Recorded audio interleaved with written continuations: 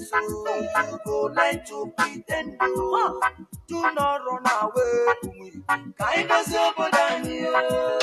That is why I say, that is why I say, that is why I talk. That is why I say, that is why I say, that is why I am. Kind of sober than you.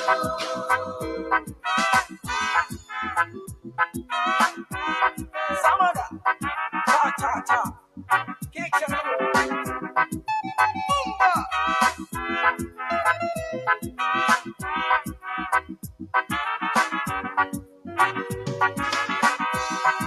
I come back again to tell people say, now here we day, we don't come to stay. I say no retreat, no surrender. We're living big, but no array. Look at the soldiers killing innocent Biafrans every day. Look at this man is killing innocent Christians every day. It's depending me, it's depending me, it's depending me. Chupoki Kogama, Patranya say Maka, Patranya say Maka. I know Ginaka, that is why I say, that is why I talk, that is why I am.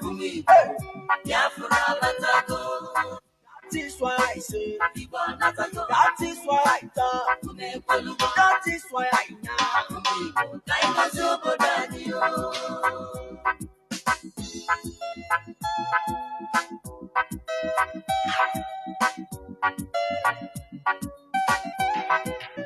Mazi Nnamdi Kanu, Mohammed one, Biafra nine, Ayisigi Gabaniru, Onyakaya Gacha, well if enemy, Onyenaya Netuno Yine, Chuku Pamawaja, you are whiter than snow, Okuki Besio, we stand where you stand, we say no secret trial.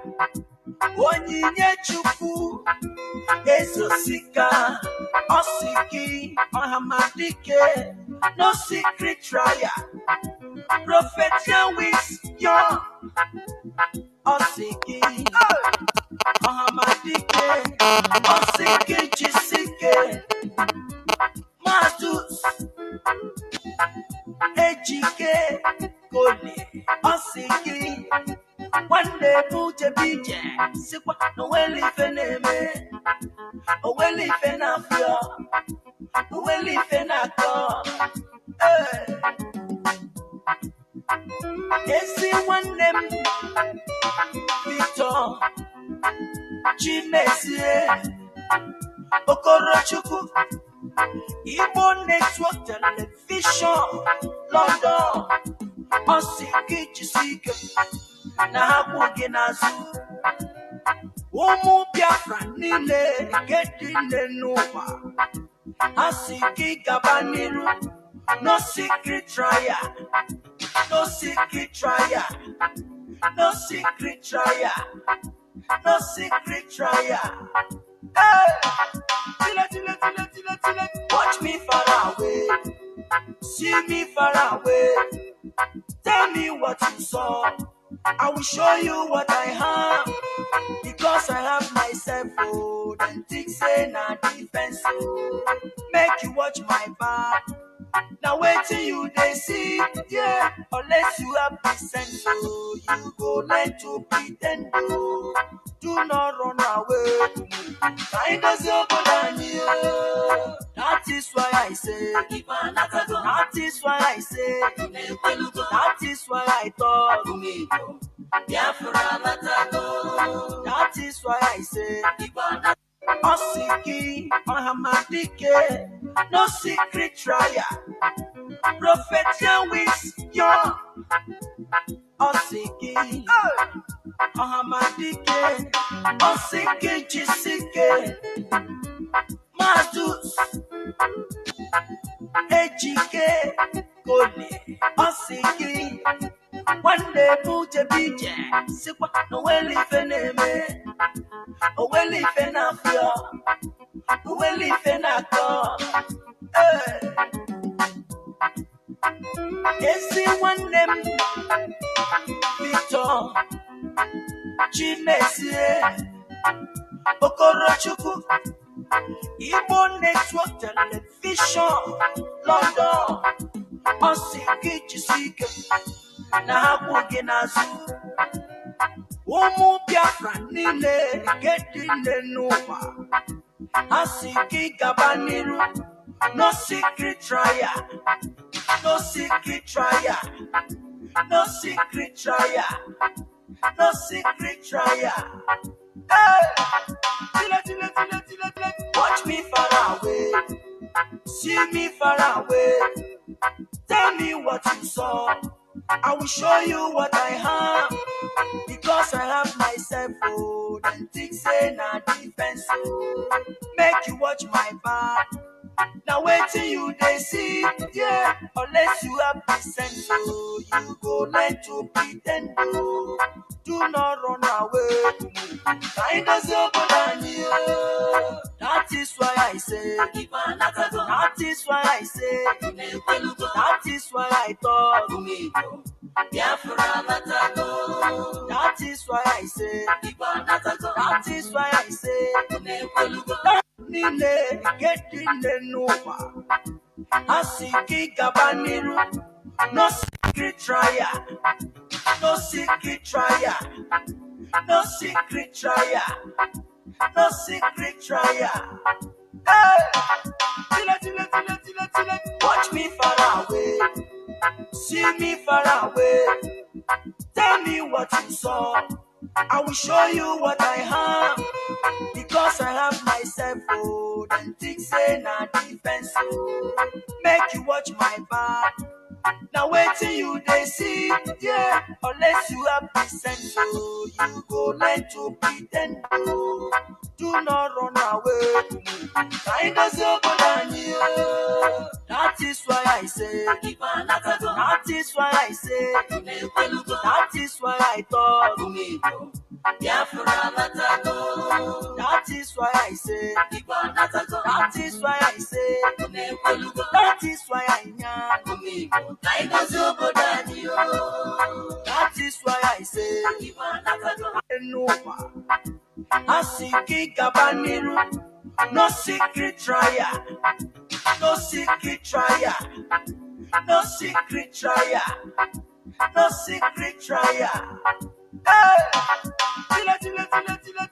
watch me far away see me far away tell me what you saw I will show you what I have because I have myself and think say na defense make you watch my back now wait till you they see yeah unless you have the sense you go learn to pretend do not run away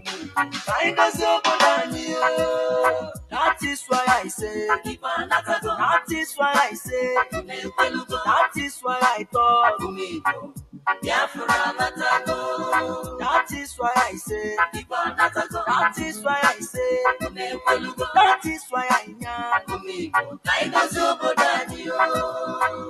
is why I say that is why I say that is why I thought that is why I say that is why I say that is why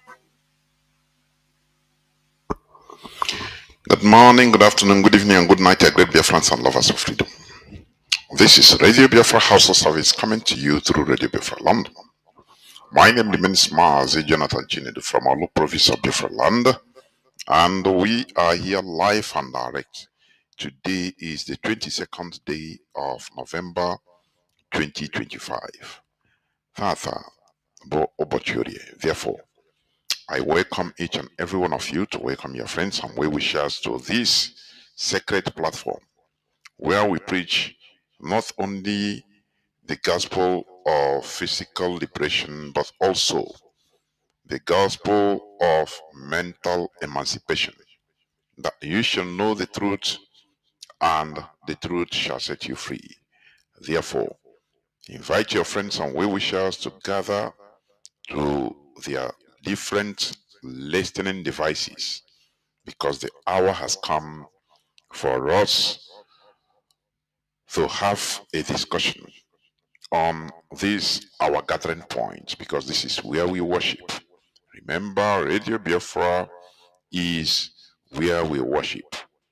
Radio Biafra is our gathering point. Therefore, you cannot afford to miss this gospel, because this is where we preach what you can never hear on the mainstream media. And that is why this radio is a revolutionary radio station where we urge you to make your researches, investigations, as you might call them, on what we say here, because what we put out here is facts and figures. And the only thing that can liberate us is knowing the truth. Therefore, once you listen to Radio Biafra, please take your time, go and make your researches. Remember, our leader Mazi Nnamdi Kanu taught us how to make researches.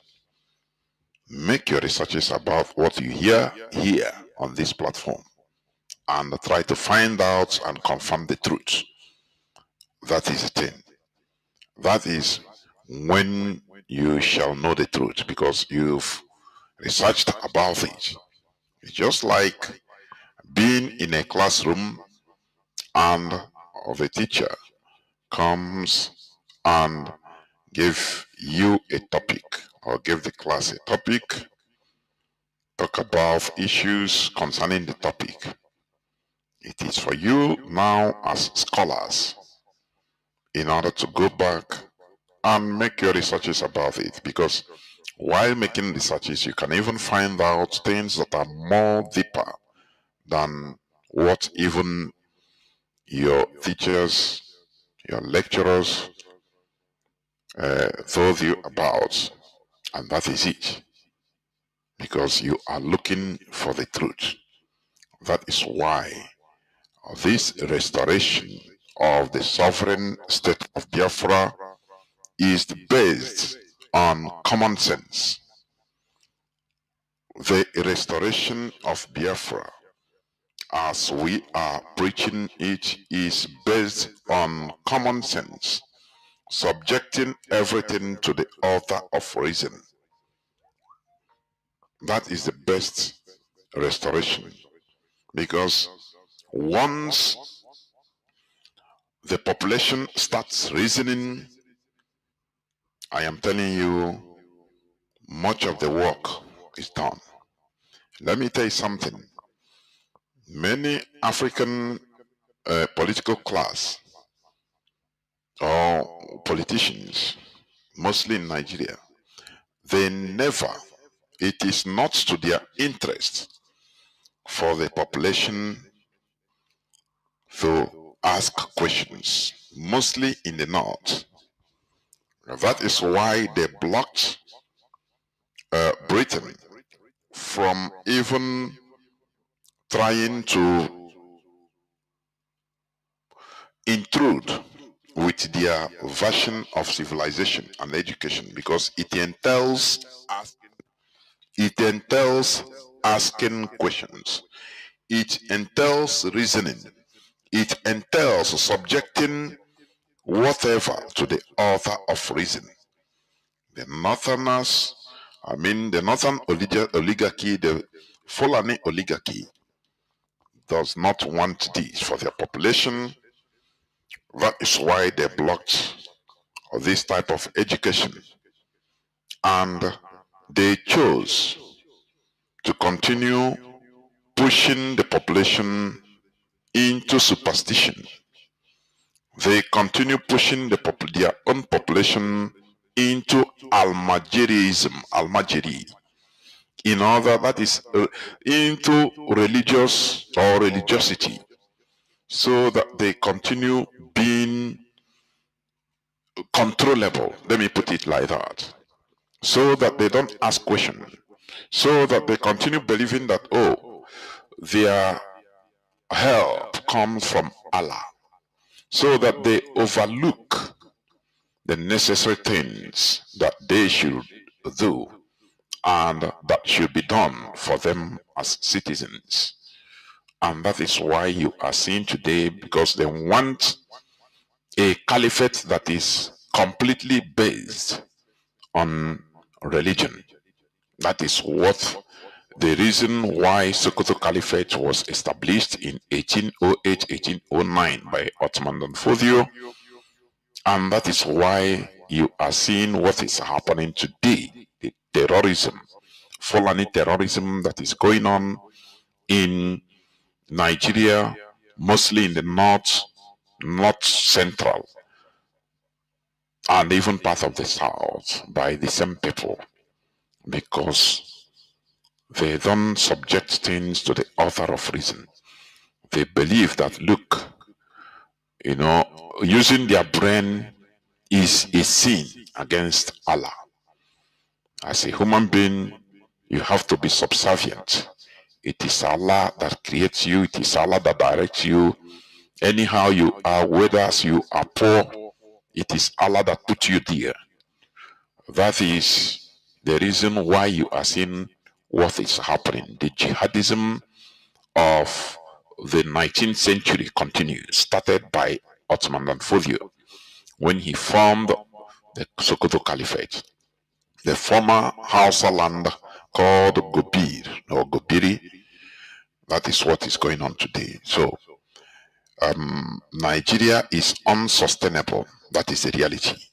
Nigeria is unsustainable with divergent values that are on everlasting friction, clash of civilization. That is what is going on there.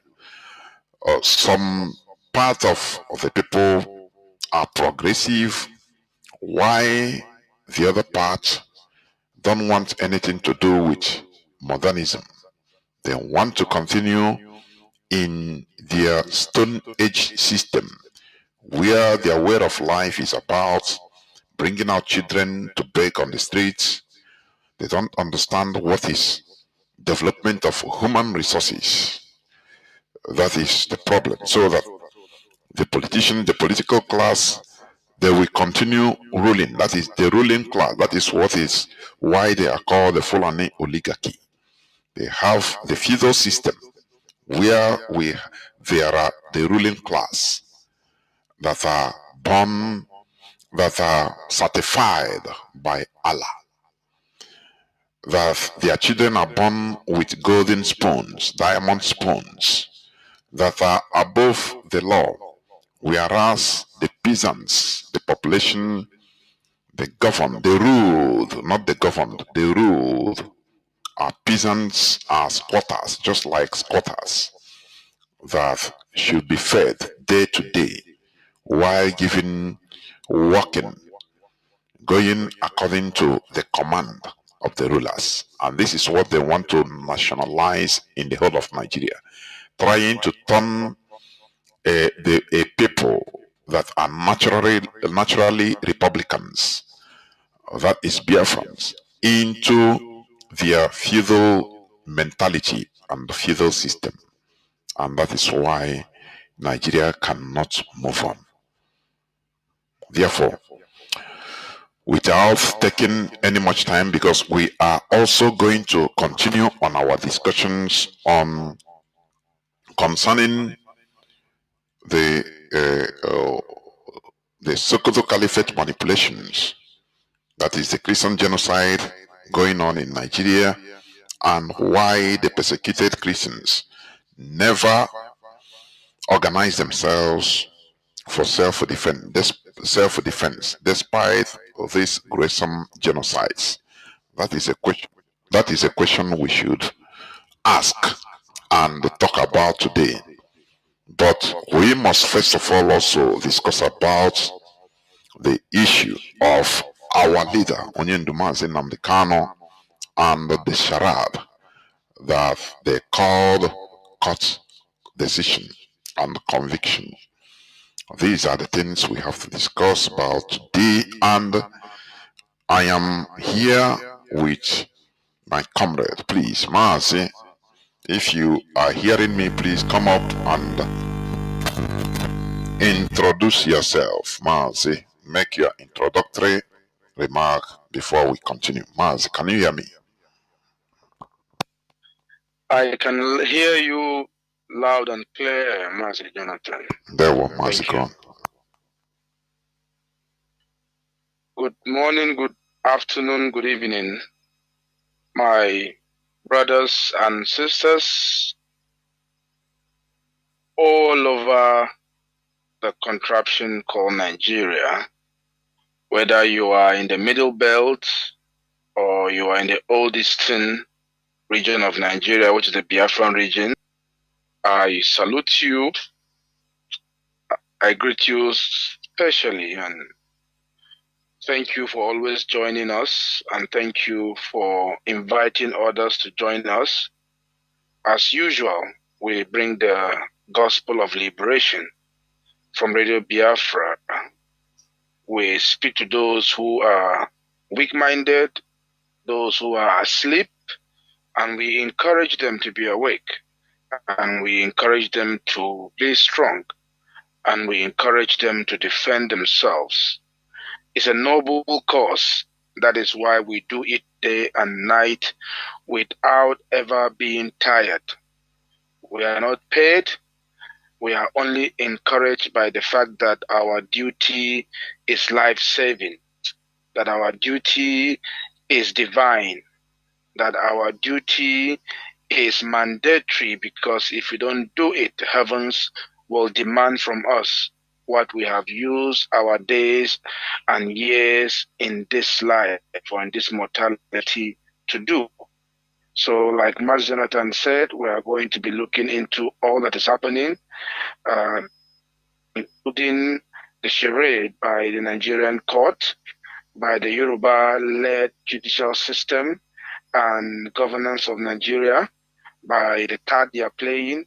Maybe they think that by moving our leader to Sokoto, we will stop talking about Sokoto oligarchy, about Sokoto's, crime and manipulation. We will not, because we don't fear to speak the truth wherever we are.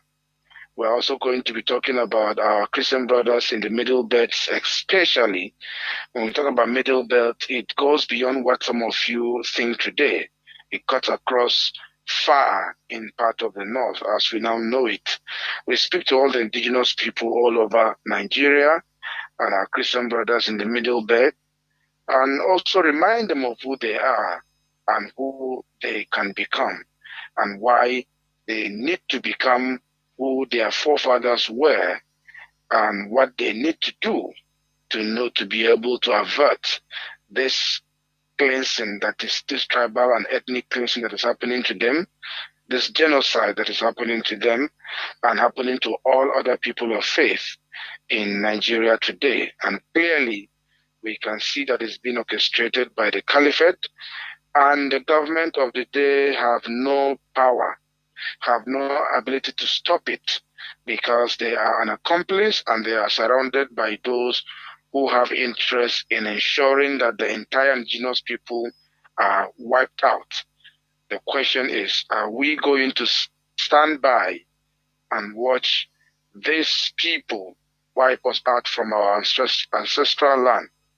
Our people have a saying that it is only the tree that hears of his, of a plan to cut it down, and it still stands.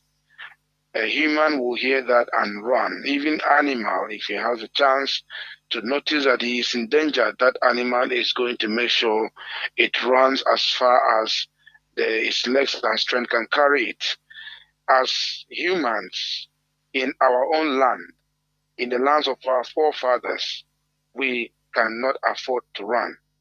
We rather stand, defend ourselves, defend our honor, and defend our land. So thank you very much for sticking around and being with us till the end of this program and taking note of the things that must be done, because that is the most important part. Not just listening, not just enjoying it. You must be ready and willing and we will give you the ability to take action. There were Mazi. We must continue. Once again, I welcome each and every one of you to welcome your friends. Today is the 22nd day of November 2025. Tata Bo Obochi Orie, being Saturday. Therefore, we must continue. Why I like repeating the date of the day is to confirm to listeners that we are live and direct, because when you are hearing the date, you now compare it with the day, whether it tallies with the day. That if when you understand whether it is live or not. Therefore, we must continue. And as of yesterday's broadcast, I was, by Mazi Chinasa, I received some information that some, I don't know, some of our station in Biafra Land FM, we are not speaking in that time. I don't know. So people can confirm, and there will be continuous replay of that yesterday's broadcast, I promise. And also some people that we are watching on or listening from Biafra television as of yesterday. I think there was a time that it was mute. Please, it's not from here. It was from the streaming of Biafra television. These things, not every fourth that you receive is from the studio, please. This is our studio, this is our radio. Communication it goes through rigorous processes in order to bypass things. So that is it. So we must continue. You can download IPOB Community Radio to listen directly. Also, you can also download Simple Radio and or Radio Garden. Once you download I don't know, some people why calling me. I don't really understand. So, in order to listen, once you download these applications, Simple Radio and or Radio Garden, you search for Radio Biafra London and you'll get us. Also, you can log into our mother page, www.ipob.org,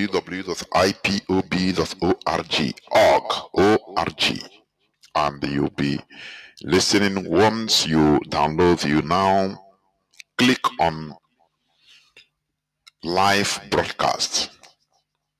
Moreover, by the side, you can see where it is written donate to ESN, support IPOB, donate to ESN through PayPal. You can do it from wherever.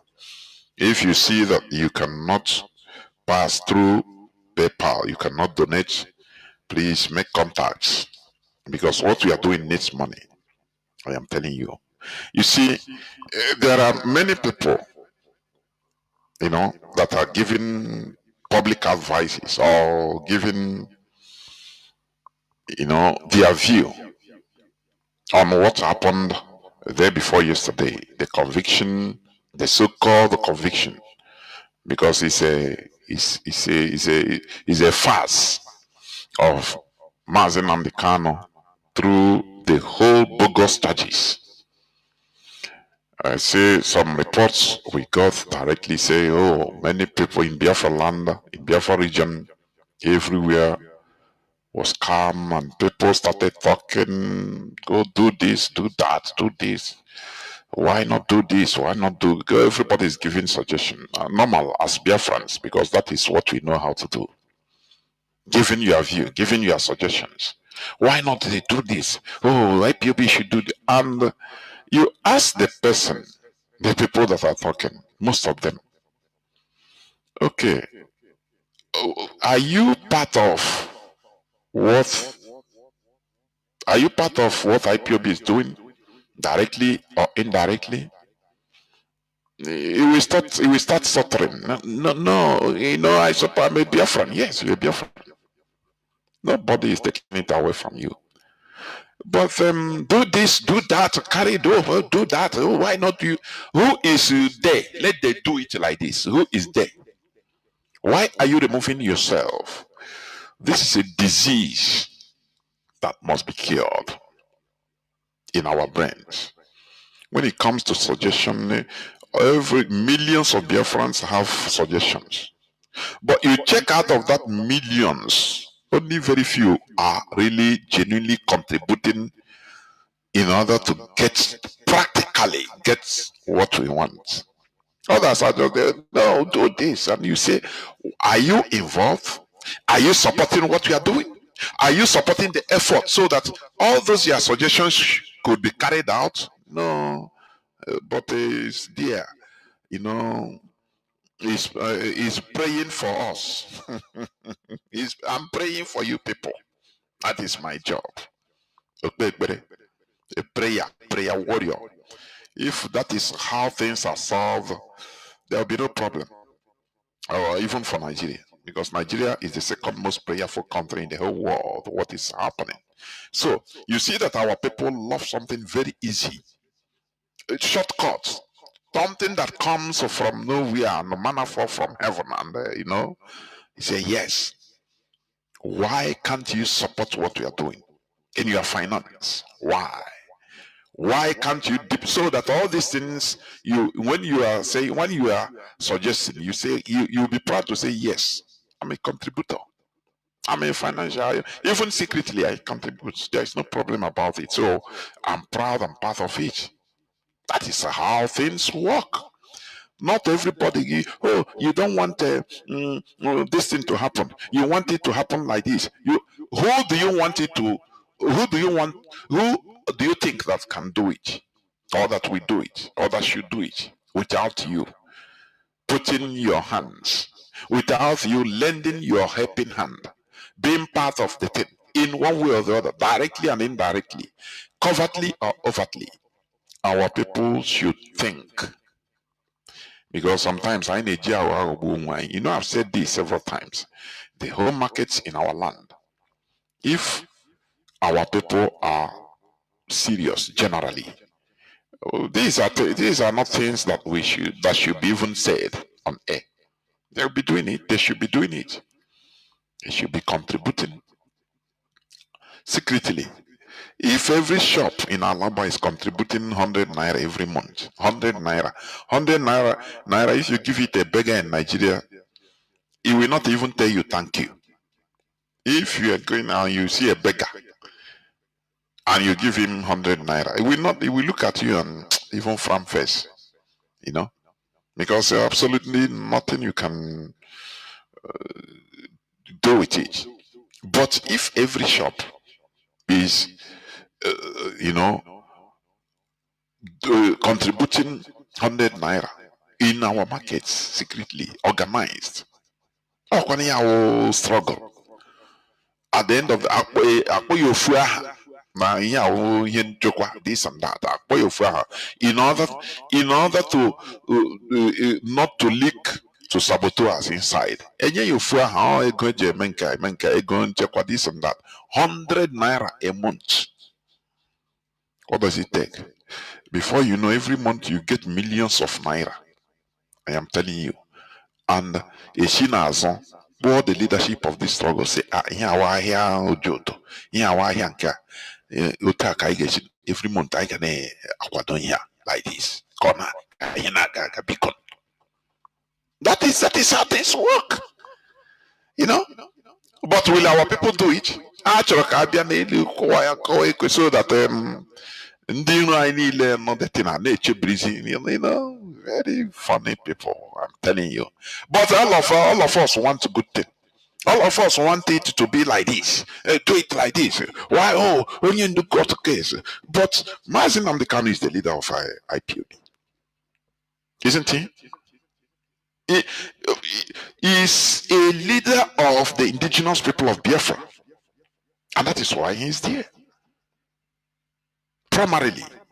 Are you getting it? Now, You are supporting him, but you are not organized. You don't support the organization in one way or the other, which means you are noise makers on social media. Noise makers. That is why you see during the time of the presidential campaign prior to 2023 presidential election, everywhere now from now short obedient. I think them all those criminals that know what's up in Nigeria. So they come up, or even Tinubu say, forget about these are noise. That the obedience, they don't have a structure. People don't understand what it means to have a structure. You cannot fight for freedom. You cannot fight this fight without being organized under one umbrella. It is impossible. So you come up in social media, you talk, you give out your mind, and a luxury, you enter inside. How do you implement all those? How? Which structure? How? Before we dive into what we are talking about, the Sokoto Caliphate manipulations, Christian genocides, and the follow-up question. What happened on the 28th, the conviction of Mazi Nnamdi Kanu? It is something that has been, scribbled. It is something that has been written. You saw it even when Omotoshe was reading the thing. It's not fluent in reading. Some words we pronounce it 3 times in order to get it, because it is something that was written prior to that for a long time. These are things you observe. So, but the issue is this. The people that we are surrounding Mazi Nnamdi Kanu, how are going to go over time? Mazi Nnamdi Kanu siblings, they have done their worst, because that is why they are there. Let me tell you something. As Mazi Chinasa said yesterday, any person that is against, say, no, don't blame. You are not doing us any good, because we must, say it as it is. We must continue touching the origin of this mess. They messed up the case of Mazi Nnamdi Kanu. You don't change a winning team. Never. You don't change a winning team. Greed. I put it on my timeline here. I think yesterday or day before you, the same day before you. I don't know. Egocentrism, greed, selfishness has contributed immensely to the mess, to the conviction of Mazi Nnamdi Kanu. And it is fact. It is factual. It is not something made up. People will not understand the fight of the DOS over since 2021 in order to save our leader. Anything, anywhere, the DOS put leg. Mazi Nnamdi Kanu sibling with Ejimako, they will go there to sabotage everything, so that it will not be that, it is the DOS, through the DOS that Mazi Nnamdi Kanu came out. Instead, let him be convicted, let him die there. Oh, that is what people, when I listen to people, some people talking, I laugh. I say, anyway, what you don't know is more than you. What you don't know is more than you. You see this, the leadership of this struggle. You should applaud them. There are people, it will be, everybody will disappear with annoyance and say, nah, here or no, I beg. Waiting, I don't even worry myself. They'll disappear with the, calumnious, this thing, a campaign of calumny against them, lies against them, and they kept on bearing it, keeping quiet, as if no one name on her. The worst part of it, none of them are being paid for your information. That is the worst part of it.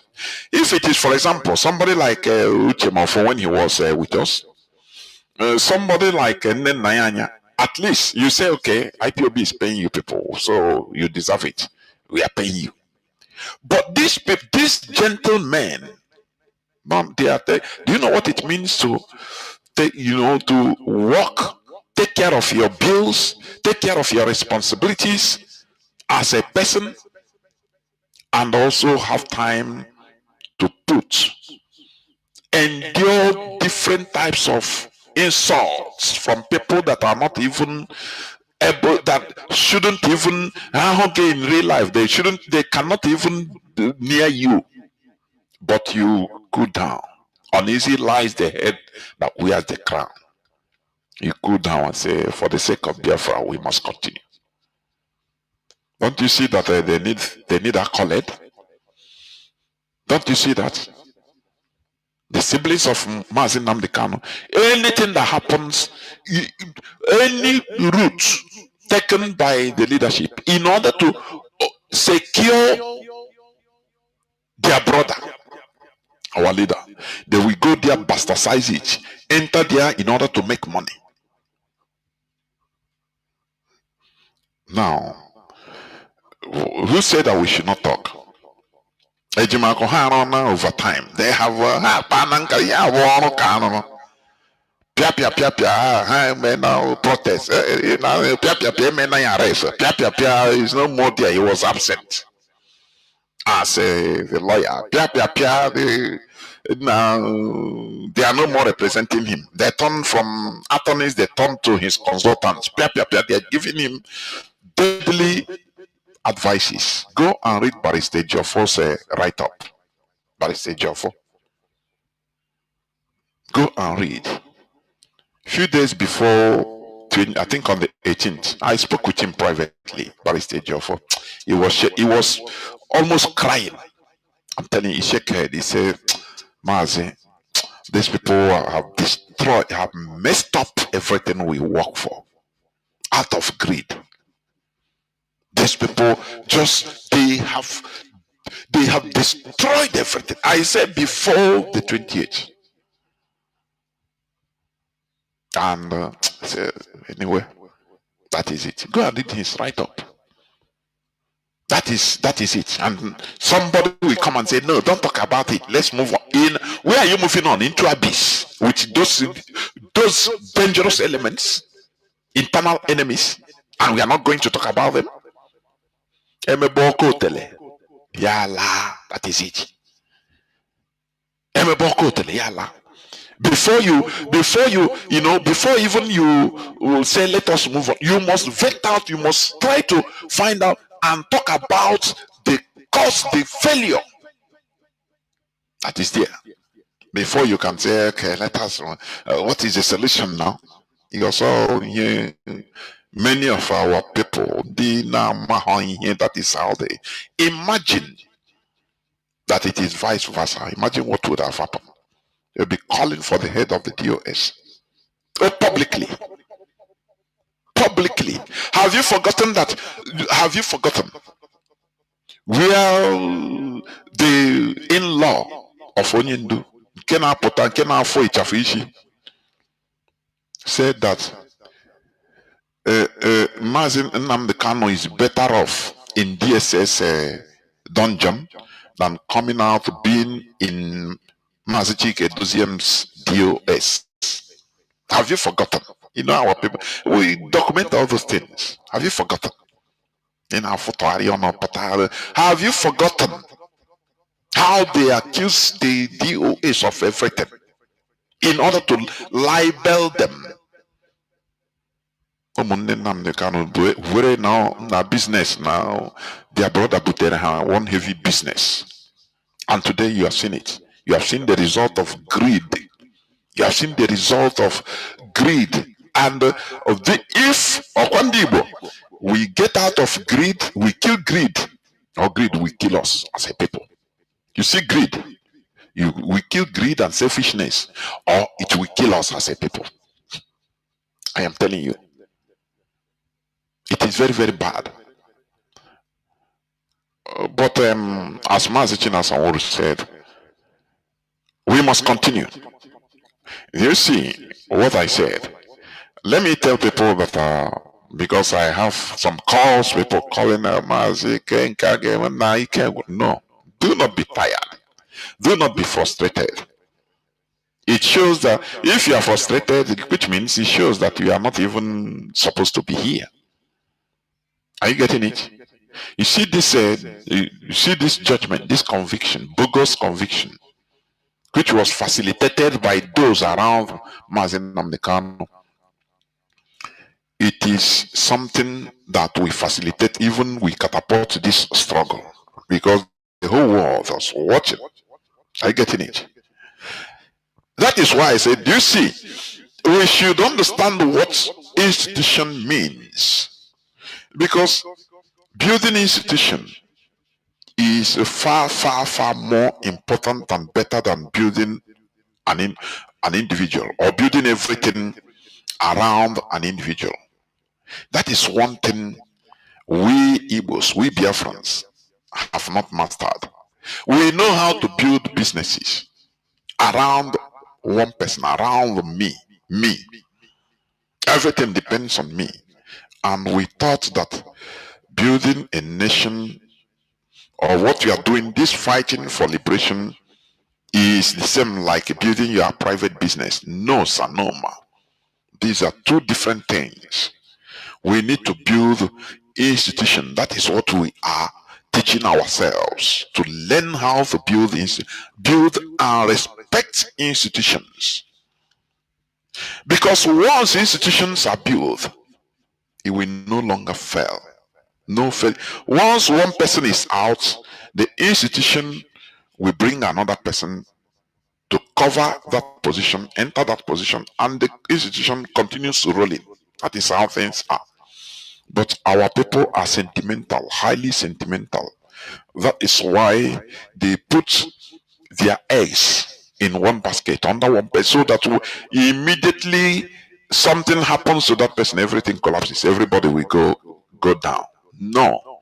IPOB has come to change that narrative. And the struggle will continue more and more and more. Mazi Nnamdi Kanu is there. It is the struggle for the liberation of Biafra that will liberate him. I continue saying this. It is not Mazi Nnamdi Kanu family. All of a sudden they form the Kanus. These are because of selfishness, greed for money. This money and ebudi alanili. It is better to build a legacy that will immortalize your personality than money. Have you seen somebody that died and he's being remembered as, oh, he know how to make money. He's the maker of money. He know how to pursue money. He know how to wake up in the morning before you know we go Katangura market and make money. No, it is the legacy that you led. All those little things that you don't even think they mean anything. That is why when somebody is late and he is being eulogized, you see people talking about his character, the character the person portrays. Oh, the man, once he is with you, you become happy because he makes you happy. He's very funny man. You know, these are things, even when the person is alive, people don't even value it. But that is the legacy the person led. They don't see you, oh, you have millions in your pocket, in your bank account. No, people don't, because that millions becomes for another person. Are you getting it? You see, they will describe a dead person. Oh, now, oh, this man, every time you see him, he's always smiling. He's always laughing. Nothing even vexing him. You talk, though, he calm you down with smile. These are little legacies. What about if you raise it more high? I mean, the legacies, and be more dignified, and choose legacy instead of choosing greed or money? These lawyers, these people, impostors that we call lawyers, what matters to them is sometimes you see them, they will be dragging on who to come out first on camera. You see them very funny. in order to they drag who to come out on first, who to be seen, dragging camera. And now allow me to speak, please. You know, and they continued missing the point. Do you think that these people are really honorable? And even Omotoshe begged Mazi Nnamdi. He said, go and look for criminal lawyers to defend you. You know, we take into cognition of little things, the details. He told Mazi Nnamdi in court when he said, I will defend myself. He said, please check very well. Go and look for criminal lawyers. He called, Motoshe called this guy, Ejimako. He called him a content creator. You know why? You know, because what they are doing, they don't even merit anything. The worst thing these people did, the siblings of Mazi Nnamdi Kanu, is to compromise and collaborate and pursue Ozekome, who is highly respected in the law firm in Nigeria. Are you getting what I'm saying? And Ejiofor. That is the worst fatal mistake they made.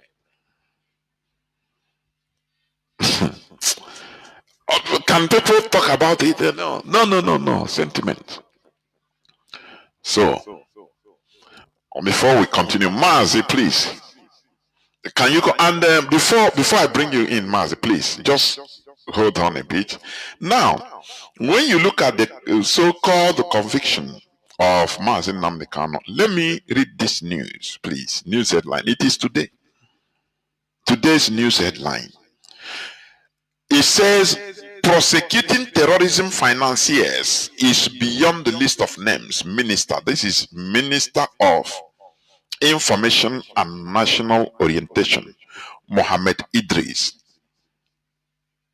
He said the prosecution or prosecuting terrorism financiers is not as simple as having a list and then heading to court. Okay, now let me read a bit. Mazi, please, just listen.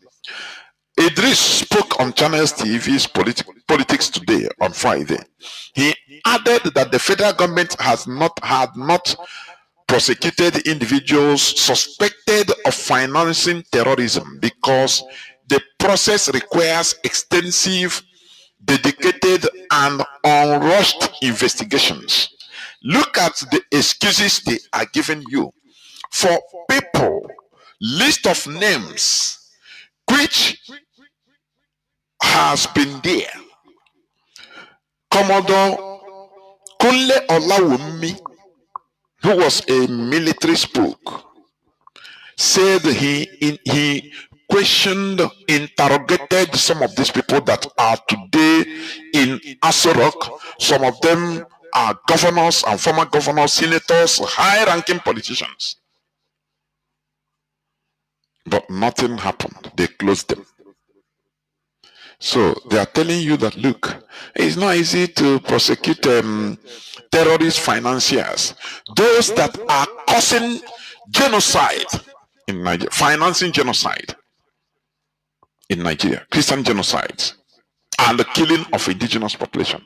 Now, Idris, the Nigerian Minister of Information, comes to defend, saying, no, it's not easy to prosecute them.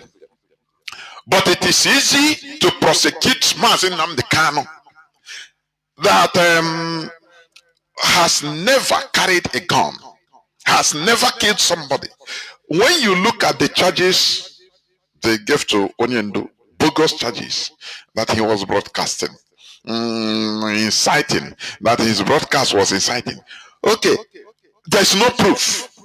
Many of them are things that has been squashed, even by the Nigerian court, but they still put it there.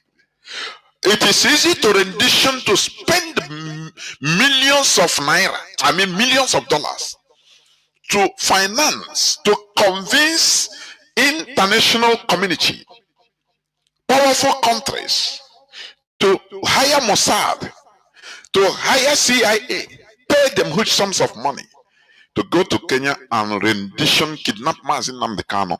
But it is not easy to prosecute the known financiers of these deadly Fulani terrorists that are on the rampage today.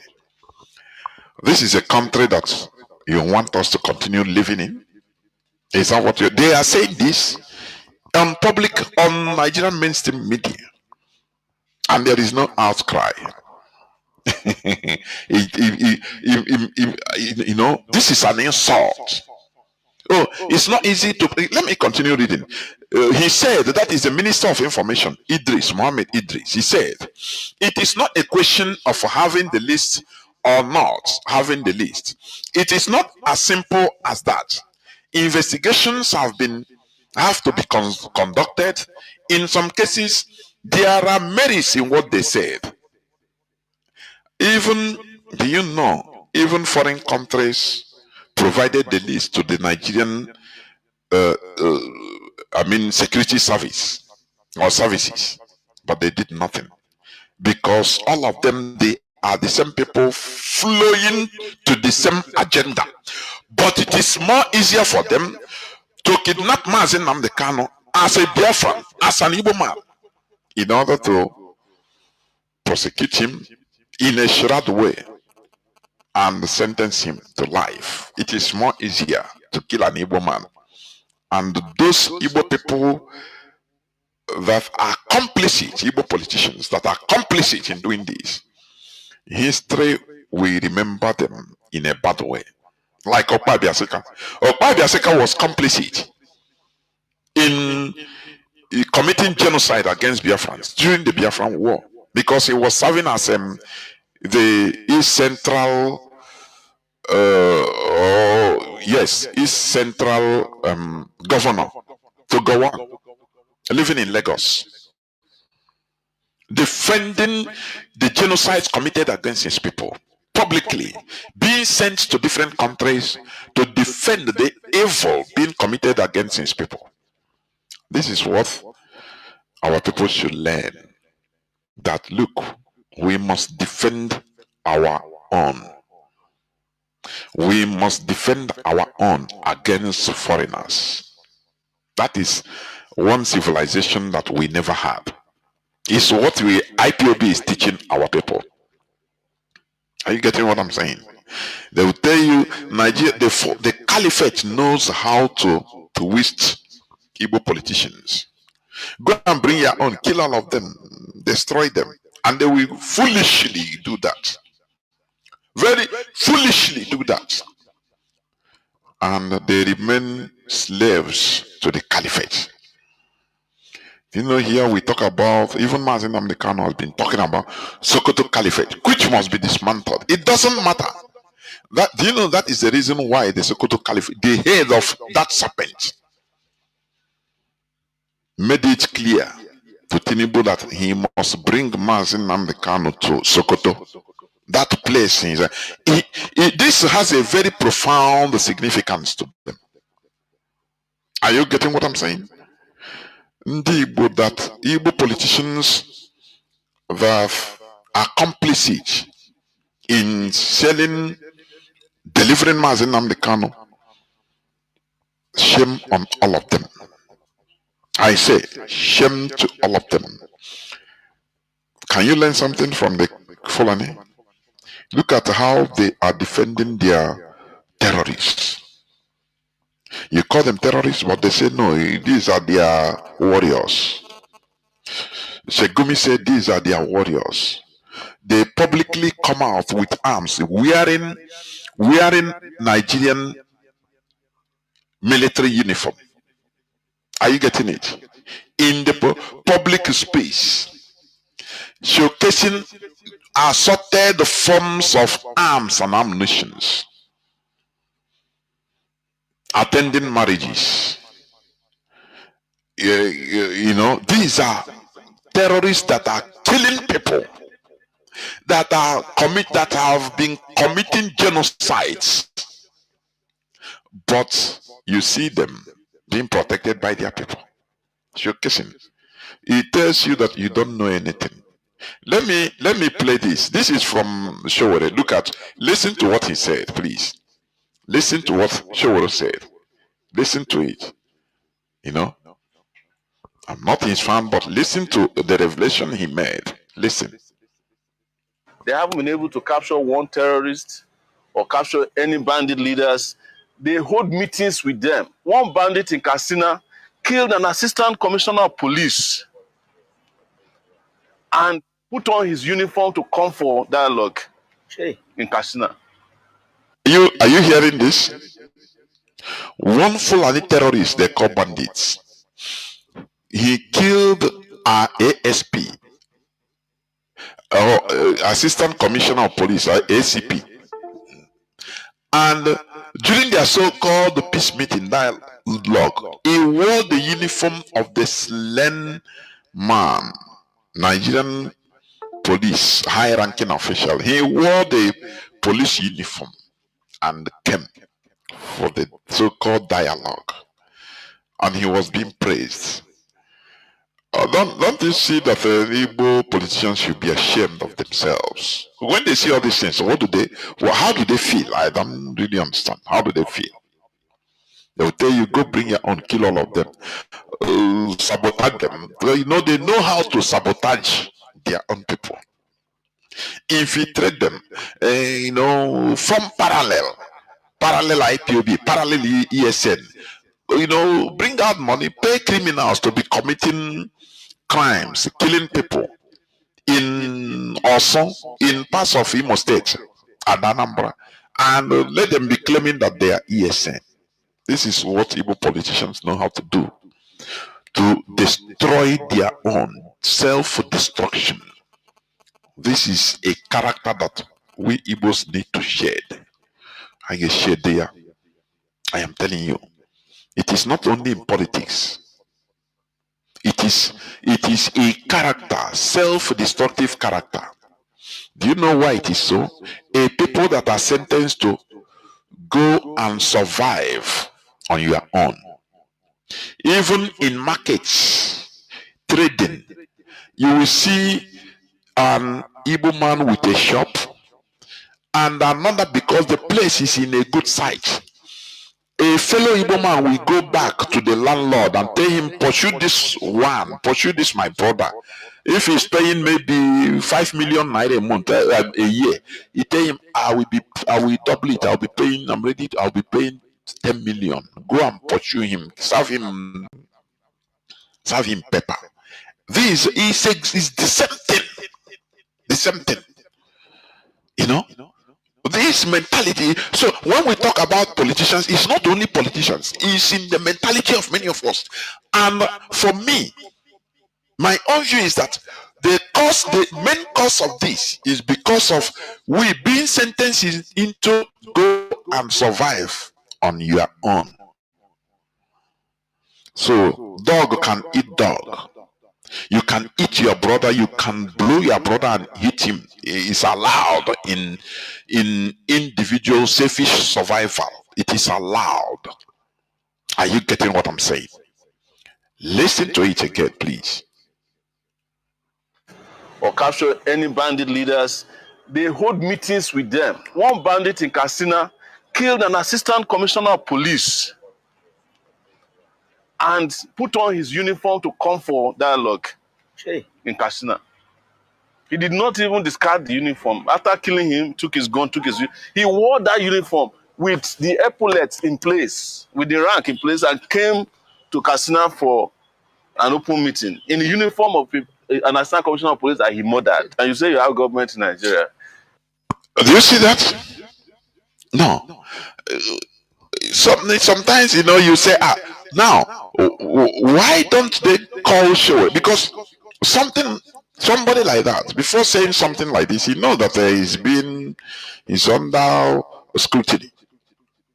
He has proof of that, and that is true. Even the photo is there. The photo is there.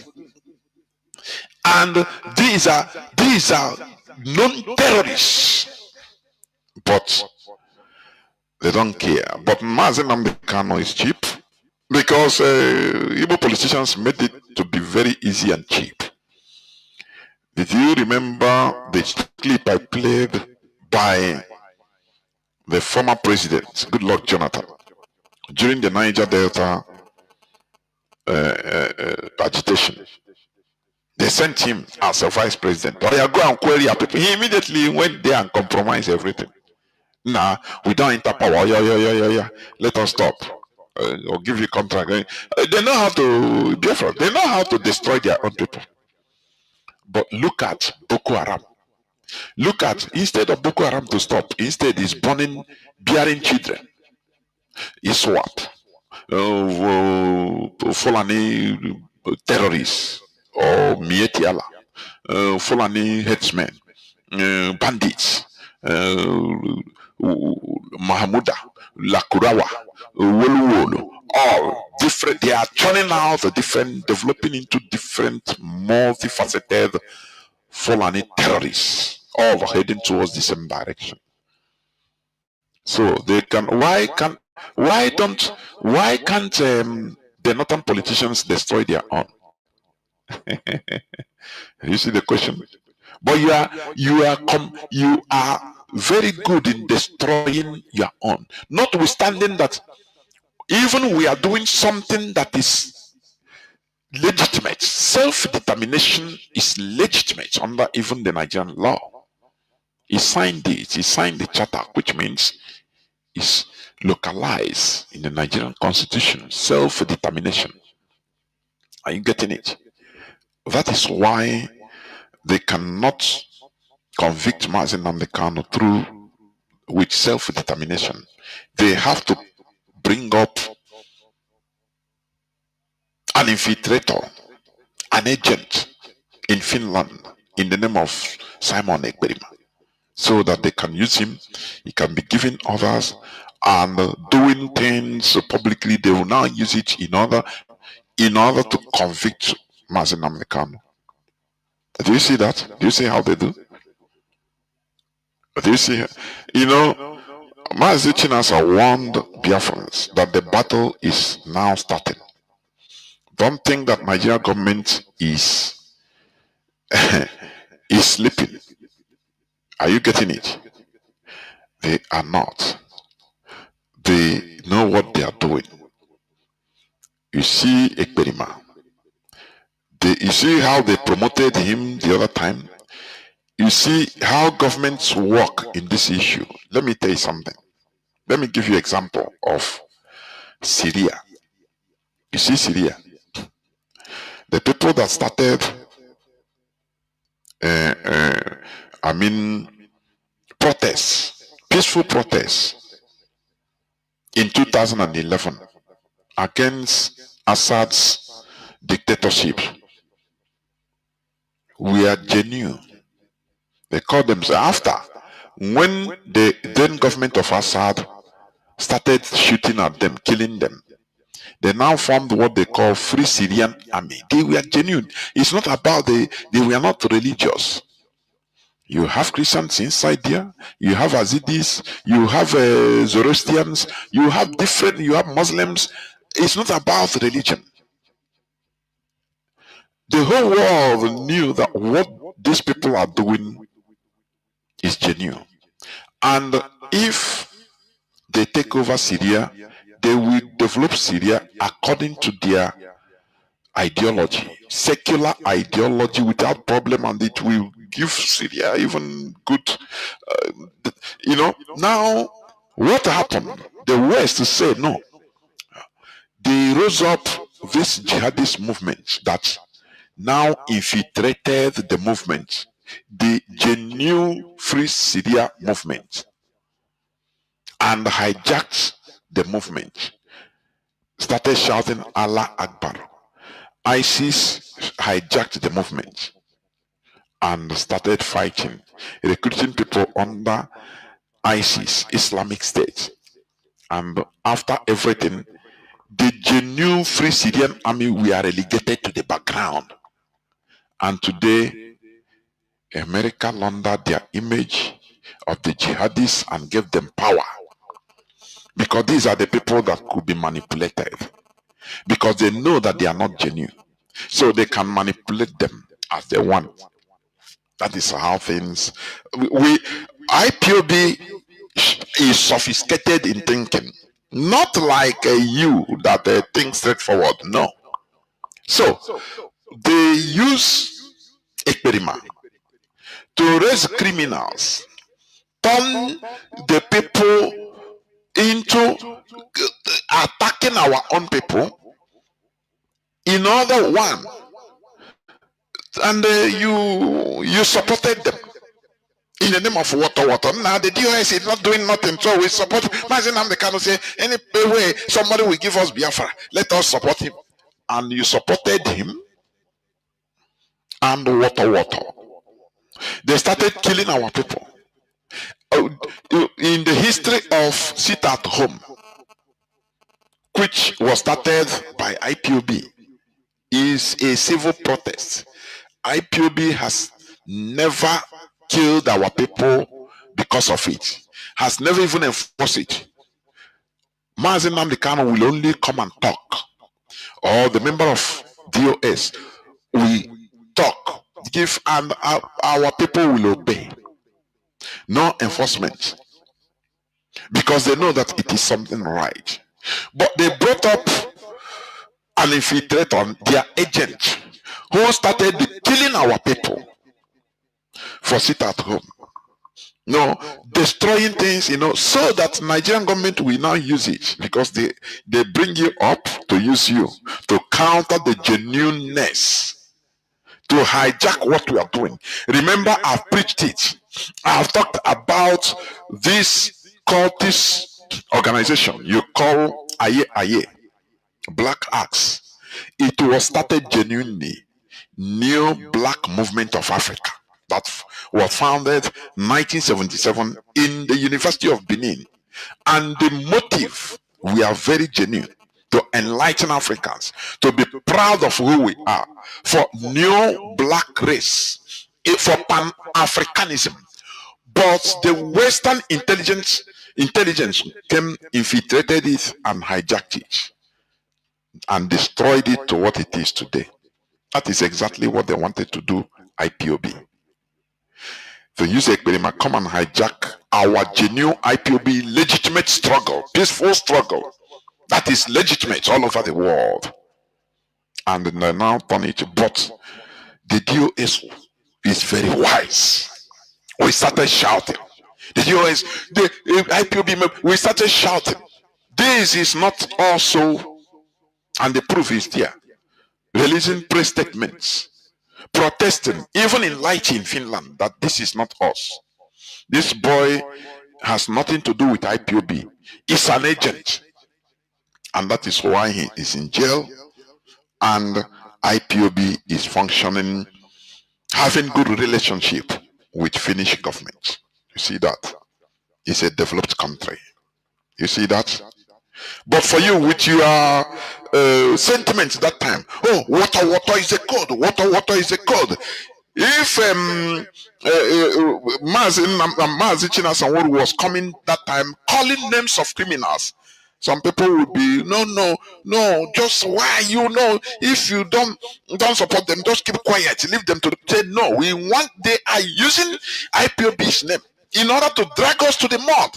Had it been IPOB didn't take the position they took that time, there would be no IPOB today. Because as they jailed him in Finland, the whole European Union will do the same and start and dismantle IPOB everywhere in the whole wider world. And today there will be nothing like IPOB. You see that? That is leadership. We are in a modern world where we are, the IPOB you are seeing today is not IPOB that goes on sentiment. We have matured in order to reason. That is it. So, this man that I was reading, let me continue reading what he said before I bring in Mazi. He said that is the Minister of Information.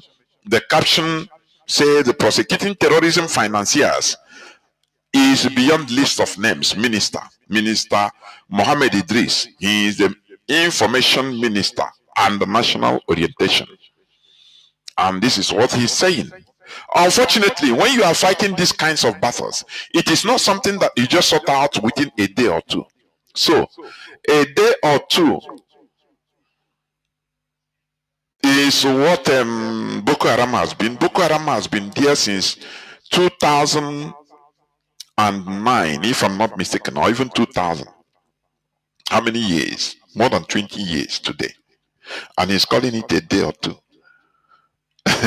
That is why all the time we are calling on our partners within and outside this country to understand the complexity and the diversity of the situation we have here. This is how they roll Takia. Diplomacy lies. They deviate from answering, addressing the issue. They continue rolling around. That's why I am very happy. I was happy when I watched the Nigerian foreign secretary, foreign minister, Tuga, disgraced himself in Carson show. He disgraced himself. When he asked him how many when the interviewer, Carson, when he read out the number of Christian victims in the hands of Fulani terrorists, the Nigerian foreign secretary disputed it. He said, no, it's totally lie. He said, okay. As you said, give your figure. He was stuttering. No, it is some people, we don't count the Christians and Muslims if they die. We don't address people. When he blah, blah, blah, blah, blah, the interviewer, that's why I like them. You know, he brought him back. He said, no, you never answer my question. No. I say, give me your figure. You are the foreign secretary of Nigeria. You're supposed to have figures. Give me your... He brought him back because he understands their games. This is journalism. He will talk like as this man is talking. This is why all the time we are calling our partners within and outside this country to understand the complexity and diversity of the situation we have. What is the complexity? Whereas you are giving names for you a country, you have secret police, you have systems for prosecution. Even to the extent most of these people have been interrogated and they were left. They were left. And today, many are in Asorok, many are governors and past governors, many are still serving senators and different calibers of Pantami was there as the Minister of Digital Information of Nigerians. So the Fulani terrorists have the information, digital information, NIN of everybody, every Nigerian. He says it's difficult, so it's complex. He's talking rubbish, which is not something that he should talk. That's why all the times we are calling on our partners within and outside the country to understand the complexity and diversity of the situation we have here, because it comes to you. It is your agenda. That is why they are. But when it comes to Biafra, it is very easy. No matter how complex it is, in order to go to a foreign country to rendition somebody, you did it. There is not complex. He added that President Bola Tinubu's administration was working assiduously to end insecurity. Also, he stressed that significant progress has been made since he bypassed something he should address. Why are you not prosecuting the terrorist financiers that you have the list? This is why he's talking all this garbage. That is what the Minister of Information, Nigerian Minister of Foreign Affairs was trying to do the same tactics, but the sharp journalists and the Iranian Canadian lady brushed him and disgraced him. That's why he is no more in the list. Toga. He was disgraced. He called him a liar. You are a liar. Your government is complicit in this. That is why. The woman told him direct. He said, look at, when you see somebody talking, he cannot make eye contact. You know he's lying. And this is what this man is doing. You see him. You know he's completely lying. He disgraced the foreign minister of Nigeria of 230 something million people on a public television, public media, international media. Because they thought that it's in Nigeria where you can intimidate. Had it been it's a Nigerian lady, a journalist talking, he will call him, you are honorable, sir. I'm not arguing what you said anyway because that is the way it is. He will now try to, modify words and words and words and praise him that he is doing a nice job. That after all, Nigeria is doing the president. He will not be able to ask him the right question. That is Nigeria. Because if he tries it, she will disappear. But these are enlightened people. And that is why, you see the way that lady was talking to him. It's not because Tuga is a foreigner. That is the way they talk, journalists talk to their politicians. I am telling you. On interview, when it comes to national issue, they are bright and bold and confront politicians. If he lies, he will say, you're a liar. That is how they behave. Okay? Yeah, the man continues saying, over 17,000 of them, that is of the terrorists, has been apprehended. Oh, yeah. Okay, audio. Even as we speak, some of them are having their day in court. And some have been sentenced. And I think we should recognize these efforts. Which efforts? They are talking about terrorist financiers, and he's talking about repentant Boko Haram. Don't you see how they divert, how they deceive Nigerians with false information, and the Nigerian media will carry it without even prodding them. That is it. So, Mazi, before I continue, please, Mazi Obasi, please, over to you, please come before we continue. Come in, please. Thank you very much, Mazi Jonathan. It's always a delight, to be tutored in these things going around, especially when people are some genuinely confused. It is important that we remind ourselves of who we are and the reality we are facing. History is a very, very interesting thing. And like many have always said, it has a way of repeating itself. When you observe certain things, you can be able to understand what is happening. If you look at certain people, do certain things, you can be able to understand what game are they trying to play. As you rightly said, a lot of things have happened. And I read the post by Barrister Joffo, and I can tell you that post he made, increased my respect for him a millionfold. It shows to the world of the kind of love he has, not just for the struggle, but personally for Nnamdi Kanu as a person, and how pained he is, that things had to go this way. Our people say that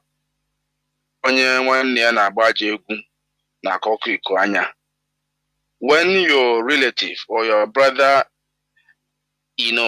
is dancing badly in a public place, the corner of your eyes or your eyelashes develop a sudden itch. The itch is a way of you covering your shame. The shame that is being caused by your brother who is disgracing the entire family in public with his bad or her bad, or her sister's bad dancing steps. And in this case, Ejimako and the so-called Kanu brothers are those people who have taken over the dance. My former boss used to say that when you dance in group, it is always easy until you ask everyone to move away. Okay, let's dance. Let's have this individual dance. And then every dancing step is exposed. You are able to know who has been the good dancer and who has been enjoying the dancing step of the majority. When it was the group dance, some people were speaking with some baritone voice, claiming that they know better, trying to have the recognition that they do not deserve, and that ego got into them. They could not withstand seeing the fact that the right people are being recognized.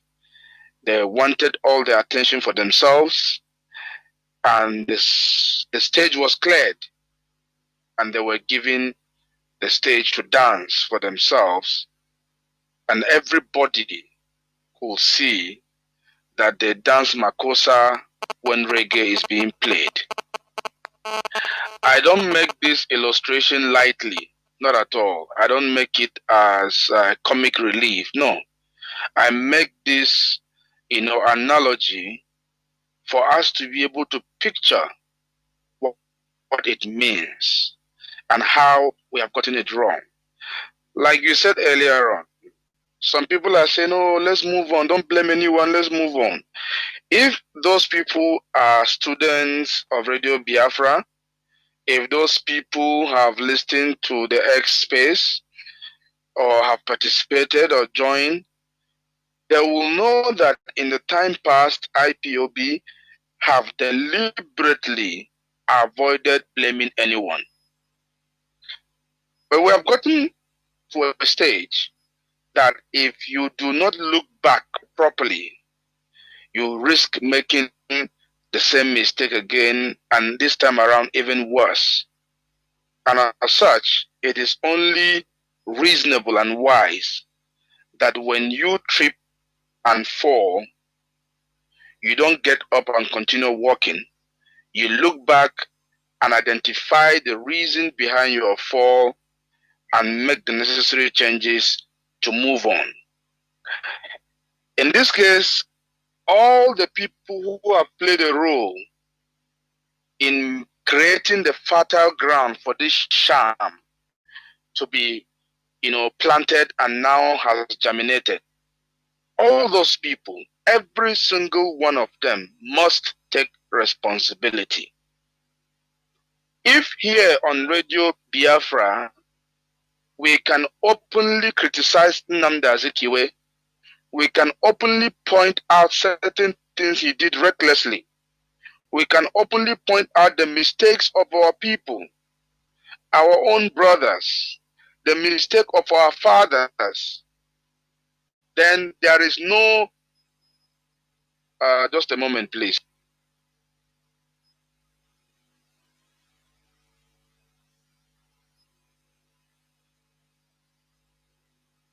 Apologies. If here we can, courageously tell ourselves the truth, there is nobody, even if Mazi Nnamdi himself something wrong, IPOB is such an organization that understands the benefit of self-criticism. We criticize ourselves. We bring out the best when we criticize the wrong that we have done. So you cannot come here. It is like saying you build a house, you do not plaster it, and then you say, you know what, let's go ahead and paint it. What kind of painting are you doing? Even the women that do makeup, they apply other things, foundation and the rest of them before they apply the final makeup. You cannot build something on an unprepared ground. You cannot, build on what is not there. You have to make sure that the foundation is well, measured, is properly dug. The measurements are accurate if you need to get the building in a perfect shape and in a perfect strength to carry the load. So if you criticize, if we condemn, okay, are we saying that if this situation had gone positive, let's assume by any luck that it has gone the opposite of what they have gone, will anybody have said we should not praise the people who got the judgment? Of course, nobody will say that.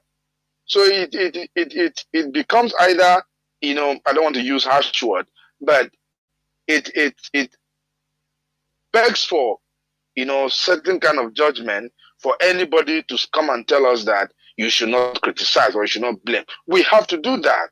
People must take responsibility, and they must do so humbly, and they must be able to retrace that step and say, you know what, I did this thing wrong. There must be remorse. There must be accountability. And after all that, we will move on. After all that, we will identify the next step and move on. And everybody must recognize that every single thing that the DOS has ever come out to say, this is where this is going. This is what we don't agree with. This is where we must face. You must denounce this. You must correct this. You must reject this. You must do this. Any single thing that IPOB through the DOS has ever come out to emphasize have always turned out to be that they are right. They have always been vindicated. There is no joy in seeing what happened to our leader and counting it as, you know what, thank God it has vindicated us. No. But the thing is that if a father, by the virtue of his experience, predicts the outcome of his son's wayward life, you cannot blame the father for the son who has become wayward. If as a father, having lived as a young man, having gathered experience, look at the actions of his wayward son and said, you are going to become useless in the future. And in the future, the son become useless. You cannot claim that the father cursed the son.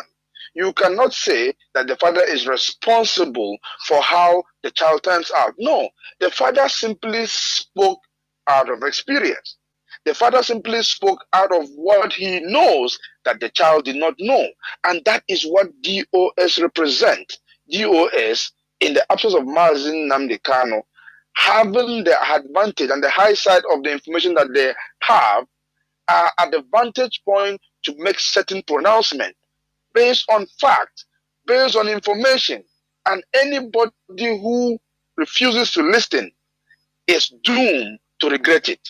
And when that happens, it is not the fault of DOS that they have predicted that outcome. It is the fault of that child or that person or group of people who are not privy to the kind of information that DOS have, but still refuse to listen. They have to be held accountable squarely. Now, having said that,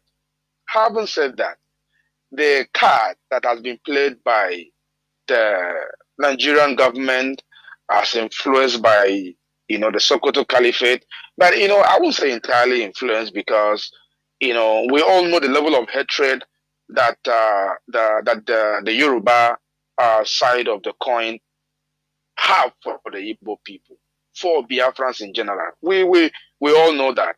It played out in the 1967. We know the advice Awolowo gave. We know the outcome. The outcome of that advice Awolowo gave is more deadly than even the guns and bullets. The history and the facts are there to prove that. Once again, it is playing out. They use Gowon, today they are using Chinedu. They use the Plateau, the Middle Belt, today they are using the Yoruba people, all because they want them to be in power. Now, They say, bring him to us. Let us keep him in our place. And they think by so doing, we are not going to criticize them. We are not going to, tell the people or expose their shenanigans. We're not going to expose all their manipulation. It will not stop us. Now, if they have learned nothing at all, if the Nigerian government, the British government, and the Sokoto Caliphate have learned nothing at all about Biafrans, they should know that we do not give up. We never give up. And I will say kudos to Mazi Nnamdi Kanu. The fact that they have carried out this evil doing, this charade, is a proof that he has refused to bend. It's a proof that he has refused to take the deal. It's a proof that they are forcing him into, and forcing IPOB into some kind of disadvantage, point so that we can negotiate from weakness. It's not going to happen because there is no compromise to what we are doing. This has the signature and the handwriting of British all over it.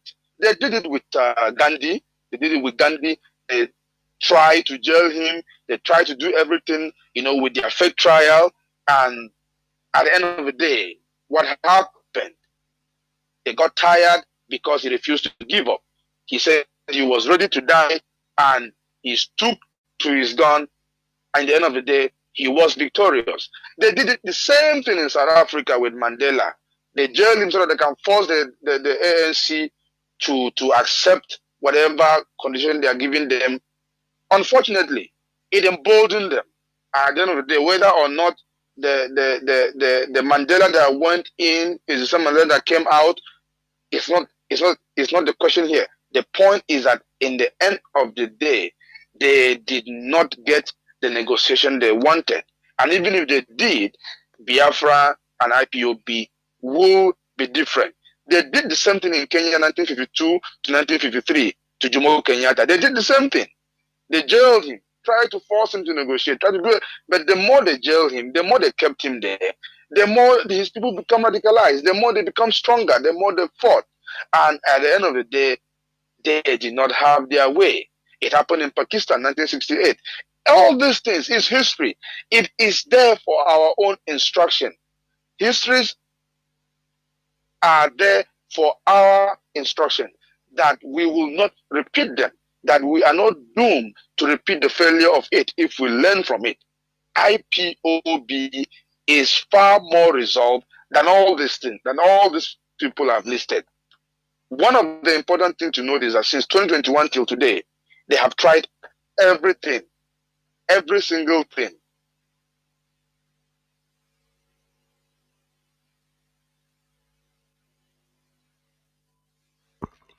Mazi, are you still there?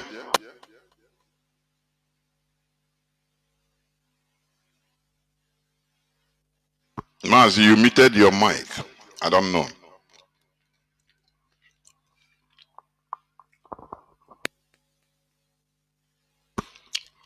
Okay.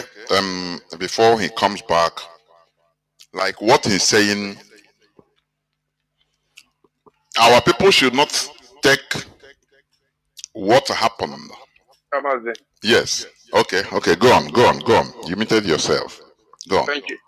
Yes, thank you very much. Family, sorry, kids are just, who they are. So, like I was saying, IPOB have proven to be resilient. Since 2021 till date, they thought by keeping Mazi Nnamdi Kanu in the dungeon that IPOB were going to suddenly fold. But instead, we're waxing stronger. Liaison offices are springing up everywhere. We have more partners. People are listening to us. People are speaking up for the first time openly in the U.S. Congress. Nnamdi Kanu was mentioned. His matter was discussed. The sham judgment was mentioned. They, by their own action, are pushing the Biafran discussion to the right places. They, by their own action, are strengthening us. They are making us better. They are making us stronger. They are making us resilient. And this should be enough lesson for them to understand that IPOB is not going to give up because we don't have option. The fact is that we don't have option. We do not have any option besides what we're doing. Our independence, our total liberation is the only option, or else we are all gone. How do you come back from this? What they by themselves should be able to sit down and ask themselves, do these people have any other option? Is the so-called Igbo presidency going to solve their problem? Do they think it will solve their problem? Of course not. Do they think that regional government will solve their problem? Of course no. Do they think that so-called restructuring, that means 1,000 things to 1,000 people, is going to solve their problem? Of course not. They by themselves, the British, the Nigerian government, the Sokoto Caliphate, and whoever is part of this charade, should be able to sit down and ask themselves, realistically, is there any other option for these people for which they can decide to compromise for? There is none. That's the fact. So the situation itself does not allow us to tone down. The situation does not allow us to accept anything less. And those armchairs, critic, like you mentioned earlier on, those, smart fools, I call them smart fools, those who think they always know better. And when you talk to them, they say, oh, you should have done it like this. Why didn't you do it like that? You should have done it like that. When there is problem, you call on IPOB. What are you people doing? You have done nothing to support IPOB. You have done nothing to be part of IPOB. I've met a couple of them. Hey, Mazi, I've received call from many of them. Oh, it's this court, Nigeria government, no. No. No. No. No.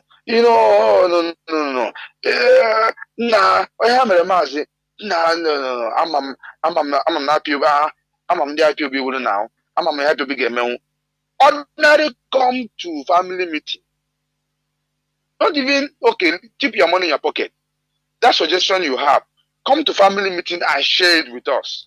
You will not come because of the small phone accessories you are selling, the small clothes you are selling in your boutique, those tiny battery na chigari na here, tiny shoes na market na chigari. It's more important to you than what is going to guarantee not just the safety, not just the dignity of yourself, your generation yet unborn, but at least the protection of your own life. Every money, every wealth a Biafran makes outside Biafran land means nothing until you come home and your people see what you have. Forget Akurono if you don't understand what it means. For you to buy your Bentley, for you to buy your G-Wagon, for you to buy your Rolls Royce, for you to buy all the biggest car you can think of, your GLK, whatever, in a foreign land, in Lagos, in Abuja, in anywhere, as a true Biafran, if you have not brought that car home, if you have not built that house at home, that success never feel like success. That is who we are. And what you are fighting for is the guarantee that you will be able to come home peacefully, that you'll be able to return home and find home complete, that you have the confidence to come home with the peace of mind, that there is no foreigner that will come to your farm and kill your mother or your sister, that no foreigner is going to accost you on your way to your father's house and kidnap you and demand for billions, that no foreigner can be allowed to be in our bush without being kicked out, that we'll be able to manage our border, manage our security, ensure our financial security, ensure the proper education of our people, ensure our food security, ensure the dignity of our own life. The protection of life and property will be in our own hands. This is the essence of what we are doing. And you think you are so smart, you think you are so enlightened. I don't know what kind of enlightenment that makes you feel that your safety should be left in the hands of other people, that your own protection should be left in the hands of other people, that other people should be in the same country with you and have different cutoff mark in different states. Give you higher cutoff mark, give other people lower cutoff mark, and the same idiots with lower cutoff marks are coming here and telling you, and coming now and telling you that they are killing indigenous people, burning their farms, killing their wives, slicing the throat of their babies, macheting their children because they have not built school for them, because they don't have schools, when they have the lowest cutoff mark. And you sit there and all you do is wait for someone else to do it. And when they catch you, when those Fulani people in the police or military uniform meet you in our land, they don't ask you if you're IPOB or not. They know you are an IPOB. They know you are a Biafran. Whether you be part of us or not, whether you support or not, it does not differentiate you in the eyes of our enemies. You are one of us. Whether you like it or not, you can't run away from that. And yet, sit back. The Fulanis that you think are the lowest of the lowest are having their meetings, are contributing, are doing their best to conquer other people. We don't seek to conquer anybody. We just want to protect what is ours. We want to protect what is our own. But yet, a fellow Biafran will open space. As you know, forgive me, I'm taking too much time, but let me learn. You know, it will open a Twitter space, sit down there and castigate Biafra, because he feels we hold different point of view, but what we're doing is for him. And today, can't be anybody who will sit somewhere and criticize what we are doing for the liberation of our people. If that person ever benefit from this liberation, can't be that person. Because this is becoming too much. This is becoming too much. So stupid that we don't even think about our own self. We think by patronizing, our enemies, they are going to treat you differently. The people that demolish their houses in Lagos, demolish their shops in Lagos, do they come and ask them if they are part of IPOB or not? Do they? Some of them belong to the Oboni that is a fraternity of the Yoruba people. Some of them are friends with the Oba of Lagos. Some of them are friends with Zombale over there. Some of them are even friends with Tinubu's son. Does it stop their shop from being demolished? Peter Obi has been singing Better Nigeria, Better Nigeria, Better Nigeria for how many years? Does it stop his brother's house to be from being demolished? See, he is the owner of that house even. He just put it on his brother's name. Go on. You see? Does it stop that house from being demolished? Does it stop the trading or whatever complex that was demolished, which is part of the patrons? Does it stop it from being demolished? Does it stop the Yorubas from trolling him on Twitter and calling him all sort of names? Does it stop, Mokri from calling him IPOP? I don't know when we are going to wake up. Do you think that what happened to Nnamdi Kanu could have happened to a Fulani person? Do you think it can happen to a Yoruba man? That he will be sentenced so unjustly and within 24 hours be moved to the far north, where his lawyer does not live there, his family does not live there, he cannot get a visit? To even travel to Sokoto to go and visit him is another security risk to the person going there. You think this can happen to anybody besides a Biafran? And you sit there in your comfort zone because you buy some generator and you have some bulldog in your house, and you can buy fuel and on light, when there is no light, and you think you are living comfortable because you have some lister, you can put diesel in it and give yourself, some half-baked electricity, and you think you have comfort Because you live in an estate with some security, you think you are secured. When you leave the gate of your house, you know that you are in Nigeria. And you cannot live within the comfort of your estate for the rest of your life. Your business, you are the children of the school of your children, and everything that you need to do to keep life moving cannot be in your estate. You still have to go out. You leave those dogs behind.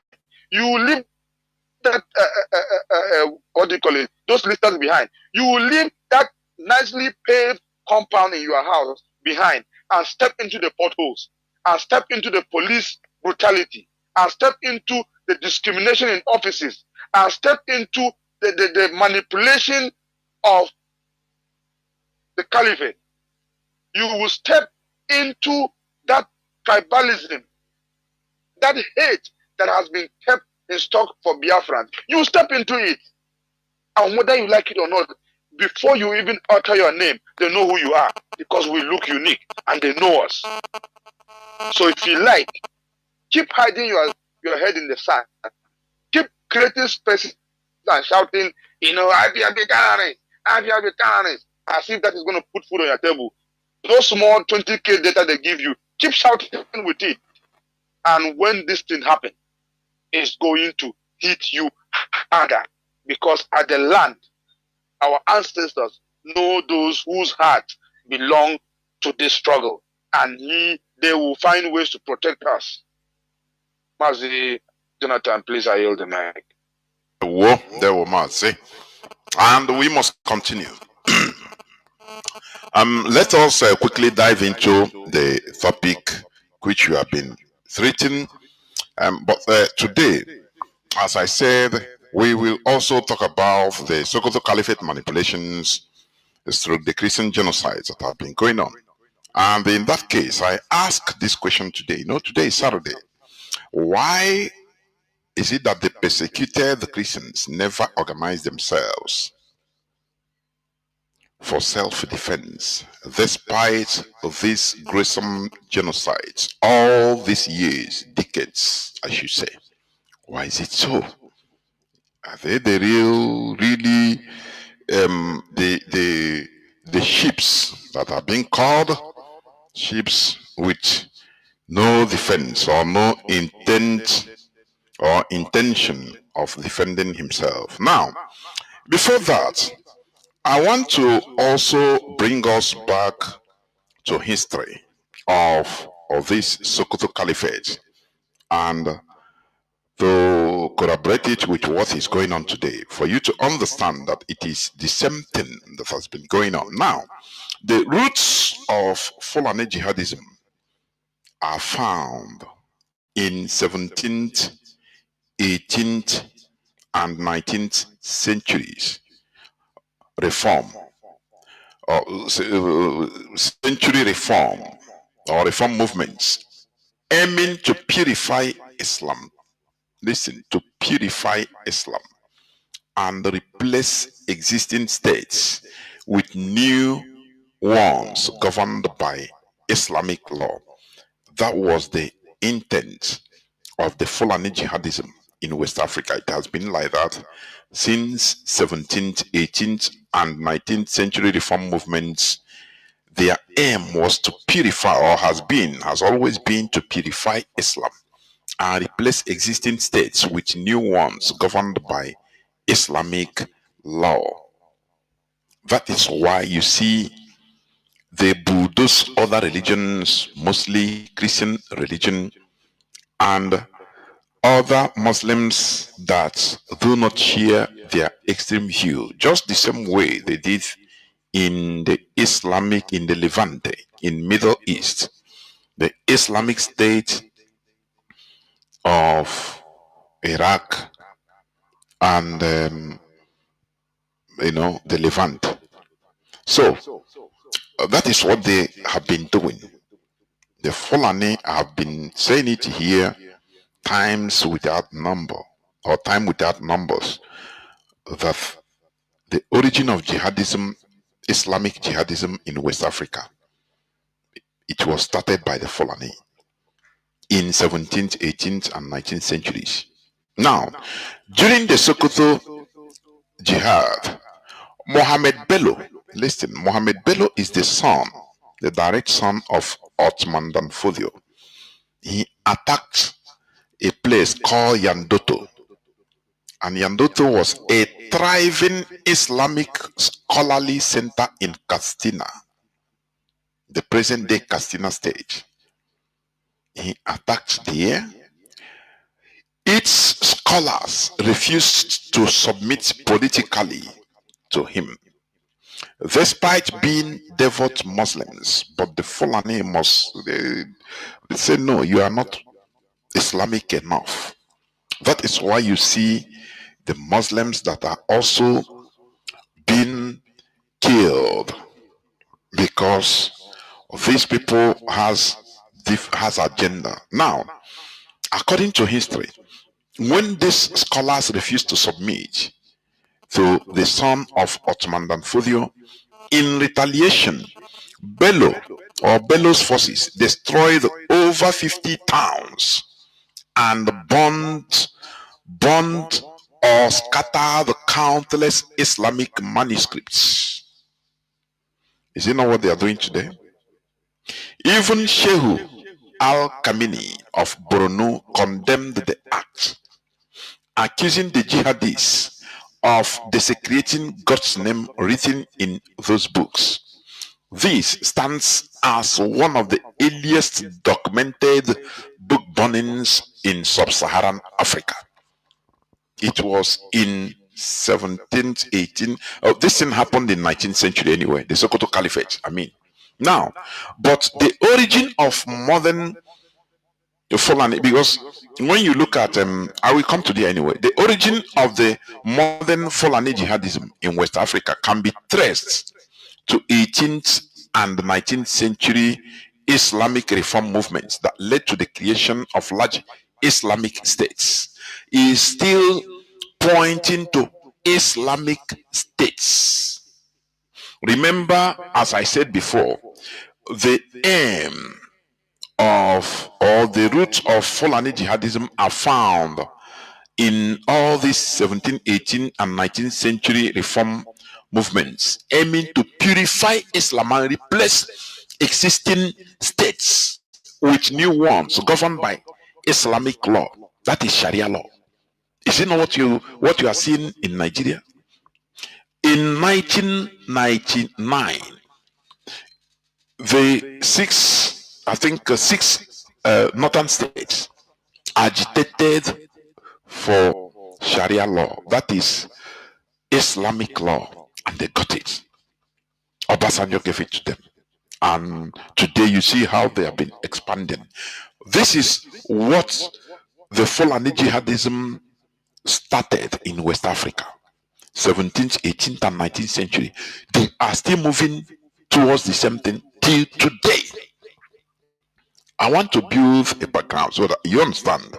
Not to build because I've been saying this all the time, but I want to repeat it so that you understand what is going on. That it didn't start today. It doesn't matter. The Nigerian Minister of Information come and tell you that, oh no, it is not easy to prosecute those terrorist Fulani Islamic terrorist financiers. It is difficult. It is not as you see. No, they are all moving towards the same direction. That man is part of it. All of them are part of it. Don't you see how Shegumi has been protecting them? These are, defending them publicly. He doesn't hide his own. These are the Sokoto Caliphate's manipulations. Now, the origin of modern Fulani jihadism in West Africa can be traced to 18th and 19th century Islamic reform movements that led to the creation of large Islamic states, such as the Sokoto Caliphate. Remember, Sokoto Caliphate was created as ISIS, ISWAP. I don't know whether people understand this. Sokoto Caliphate you are seeing, it is ISWAP, Islamic State of West African Province. That is it. So that caliphate has been a terrorist caliphate right from its creation to today. Are you getting what I'm saying? That is the background of what is happening. If Nigerians should understand this, they will rise up and dismantle the Sokoto Caliphate. I am telling you. Because what is going on, it can never stop. As long as Nigeria is there, the Sokoto Caliphate will continue expanding. Are you getting what I'm saying?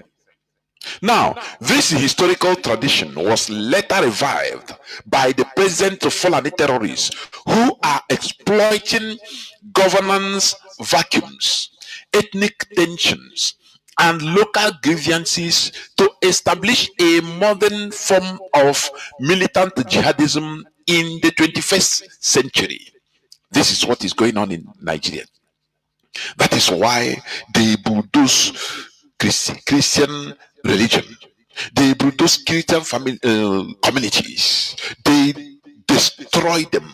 They send them into refugee camps in Nigeria. That is what is going on. It is not something new.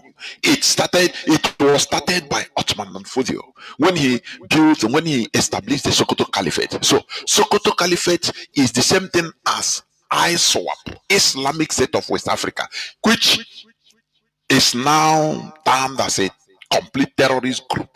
But Sokoto Caliphate is there. People are not taking it as a terrorist group because of ignorance from Nigerians. I am telling you. Sokoto Caliphate was formed as an Islamic state. And what is the difference between it and the terrorists you are seeing, Islamic State of West Africa, ISWAP? Are you getting the gist? This historical tradition, I come again, was later revived by the present Fulani terrorists who are exploiting governance vacuums, ethnic tensions, and local grievances to establish a modern form of militant jihadism in the 21st century. That is why Sheikh Gumi is going about giving all sorts of excuses. Oh, these people, they are crude, they are not educated. And you ask, whose fault for them not to be educated? Whose fault? That was what Barrister Darlington asked Sheikh Gumi, because they have sense of entitlement. He told him that, look, Igbo people has never received scholarship from the Nigerian government. They hustle and go to school. Why do you have to come and depend on Nigeria? Okay, come and develop the same. Why? The sense of entitlement. So they give all these excuses. They give excuse of, oh, it's climate change. That is why they are killing people. It's climate change. So it's farmers headers clash. No, all this has been going on. It is the same excuses they have been given since 19th century. Yes. In the present day Nigeria, the Sokoto Caliphate. So it is not something that started today. The lies and takia is the same thing. Okay. Significant historical events include the Futajelom and Futatoro jihads, which provided a model for later movements. This Futajelom, in the present day Guinea, and the Futatoro jihads in the present day Senegal, they occurred first. That is where the Fulani struck first. It provided a model for later movements like the Sokoto Caliphate and the present day jihadism, Fulani jihadism that is going on in Nigeria till today. Nigerians, open your eyes. The jihad is going on. Are you getting it? The most influential was the jihad led by Ottoman Fodio, which led to the creation of the Sokoto Caliphate in what is now Nigeria. The most influential was led by Ottoman Fodio, because after everything, the Futajelon, the Futatoro, they were pelled by the Sokoto Caliphate. Sokoto Caliphate became the largest, and that is why the Sokoto Caliphate, they continue. They want Nigeria to continue be, oh, we are the largest. They want to control the largest population in Africa. That is Nigeria. That is me and you. Our land. Every indigenous people's land. That is why talk everything. So do everything. They tell you that no, nobody can put ethnic divide. I think it was said by Atiku. No, nobody can put the ethnic or religious divide in between us. And you ask him, ethnic or religious divide? Where as the same Atiku tweeted when they killed, when they stoned to death and burnt Deborah Samuel alive. He tweeted, he condemned the act because of blasphemy, that he blasphemed. And immediately his people, the northern population, they condemned him. They said, if you don't pull down this tweet, that we are not giving you any vote. This, and he immediately pulled it down. The same article is calling, oh, nobody is going to put our divide us, our put ethnicity on. And you ask, have we been one? The answer is no. We have not been one. Right from start. Ahmad Bello, since even before independence, he had been clamoring for modernization agenda. That is the continuous establishment of the Sokoto Caliphate. Either they take it all or nothing. They go out of Nigeria, and they were given all. That is what we are suffering today. Are you getting it? Now, ideological and state building goals. These Fulani jihadist movements combine the religious goals with military action, territorial expansion, and state building, creating large Islamic states. That is what is going on in Nigeria. That is why they are attacking everywhere, because they combine religious goals with military action. They are not people that are praying like you in the church. I saw one Pastor Eze praying against Islamic jihad, terrorists. Oh, they will die in Jesus' name. These are scammers that shouldn't be.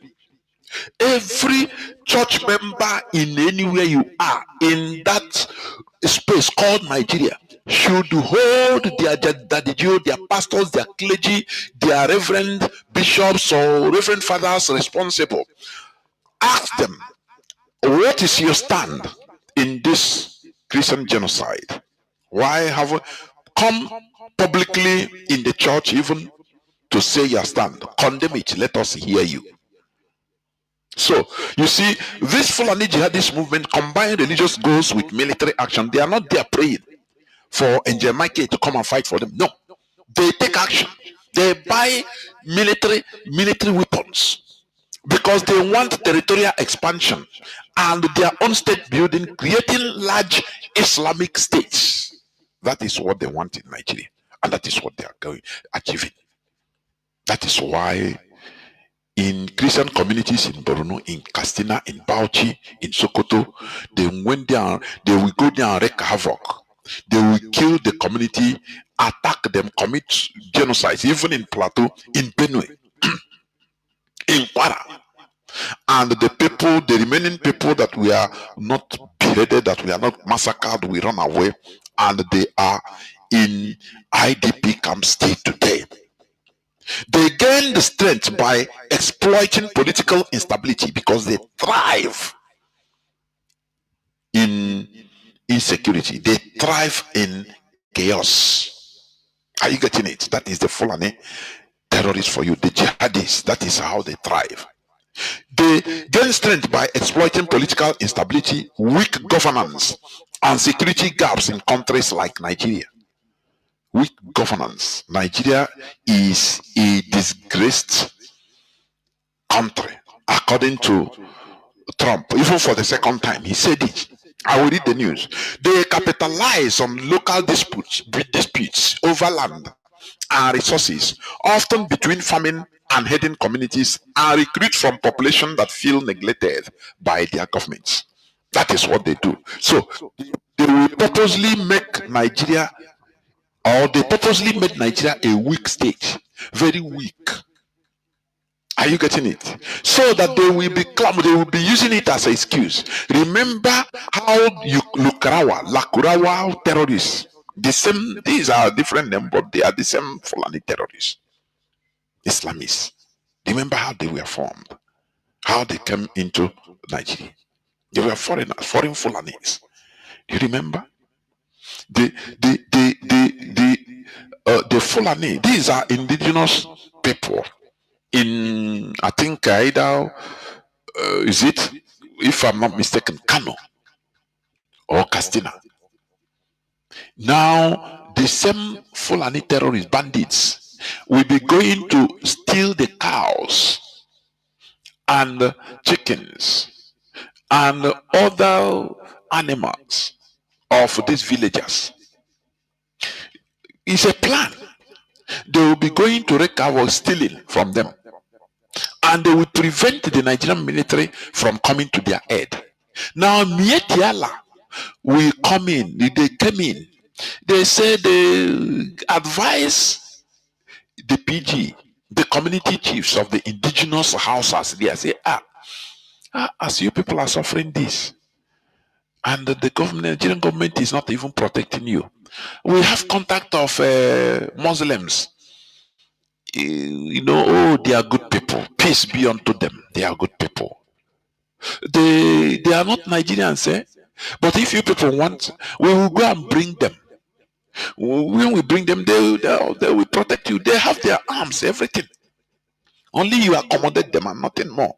They are Muslims. They are truthful people. And that advice sounded good in the eyes or in the ears of those indigenous chiefs. Now they accorded. Now the Mietiala, the same Fulani, went outside, brought their brothers, armed to the teeth, say, come, we have worked it now, come. But they entered and pretended, no, peace be unto you, we are Muslims. Allah Akbar. Now the indigenous community accommodated them, provided for them, hid them, showed them ways, roads, everything. After staying there, understanding the whole movements, the whole things on that community, they turned brutally against the community. That is how they behave. And what I'm telling you, that is how Lakurawa entered. This so-called Lakurawa, they are Fulani, they speak Fufude and Arabic. Now they entered, they started killing the population. The population was surprised. Say, but we are Muslim like you. They say, come on, you idiots. They beheaded their chiefs and ransacked the community. The indigenous people ran away and left their communities for them.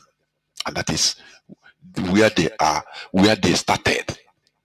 That is why when they said, oh, a new terrorist group called Lakurawa have come, the Nigerian police say, no, these people have been there. It is the community that brought them. These are how they work. They work very tactical, these people.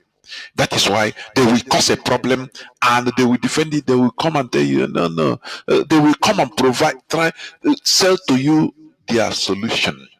Are you getting it? That is the way they behave. Now, listen. As they are causing, they are kidnapping children from school. It is still furthering their agenda because they don't want westernization. You call it Western education. That is it. But they don't want westernization.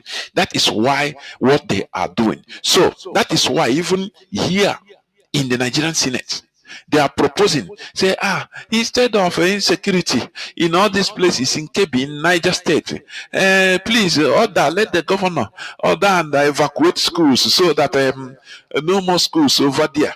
And it's a suggestion, and that is what they are, because all are working together. They are still, instead of fighting these people, they're saying, no, don't go to school again. Close all those schools and the children stay home, because of security issue. They are working together in order to achieve the same goal. Listen to this, please. This is in the Nigerian Senate. Listen. The General,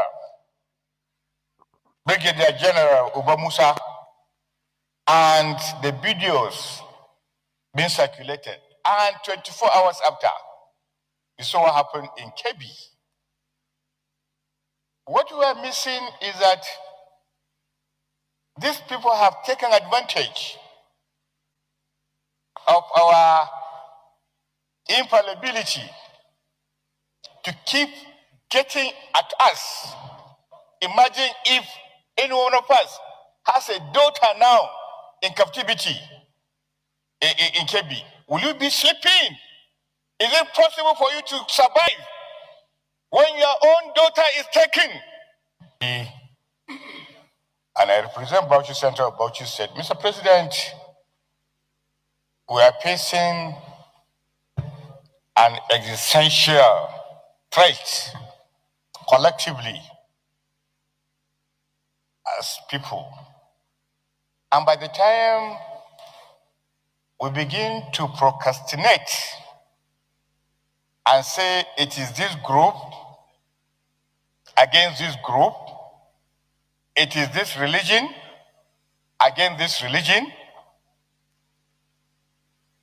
the events of the last few weeks. They are coming here. This is their solution. This one is from Bauchi Central, according to him. He's a senator. This is the Nigerian Senate House. This is how they behave. This is how they are. They start problems and now they come to proper solution. And you will see it as, oh, it is good. Continue listening. I think another person will also speak. Continue listening. Has proven to all Nigerians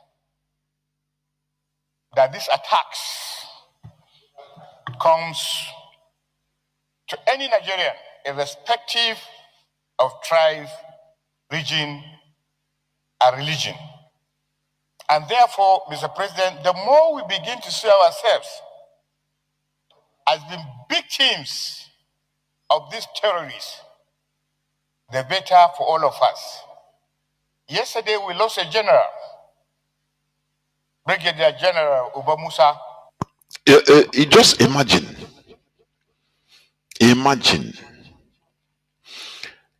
They lost a general, Musa, Mazi, Obasi. I don't know whether that Musa is a northerner. You know, sometimes, let me tell us something.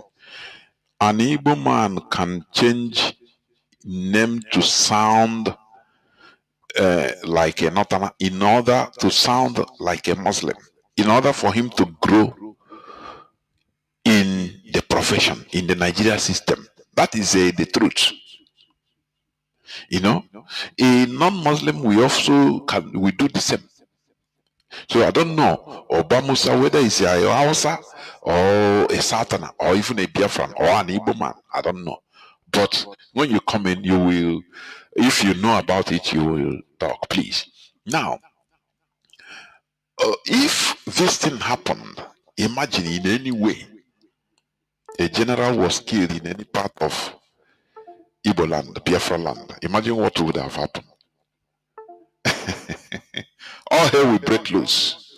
They will go there both on A, from land from A, from land from C. They will clear the whole community. Everybody will be on their own. This is, but here they are talking it. Nothing happened to all those. The Nigerian military no longer have power. They no longer have power. They don't have power. We need to get out of this place, honestly, yesterday. Continue listening. And the videos being circulated, and 24 hours after, you saw what happened in Kebbi. What we are missing is that these people have taken advantage of our infallibility to keep getting at us. Now we are being saddled with a responsibility going forward. Are these terrorists appeasable? Can we reach out to them There are one school of thought who imagined that these terrorists could be rich and then discussions take place. Do you see their solution? Mazi, these people are smart. No, let us go to them. Is it not the same thing that Sheikh Gumi is clamoring for? God Almighty.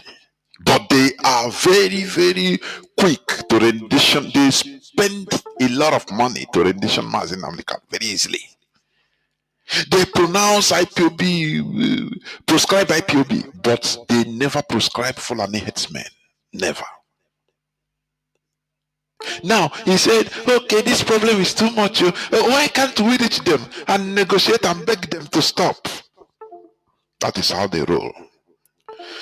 As these are wise people. I continue saying it. They are wiser than our people by far when it comes to political issues. You know, when I talk about political issues, you think it's a PDP or APC. No, it is about collective organization. That is what I mean by political issues or politics. They are wiser by far. They will be supporting these terrorists through the back. I mean them. They say, continue now, come bamba. We are on the political side.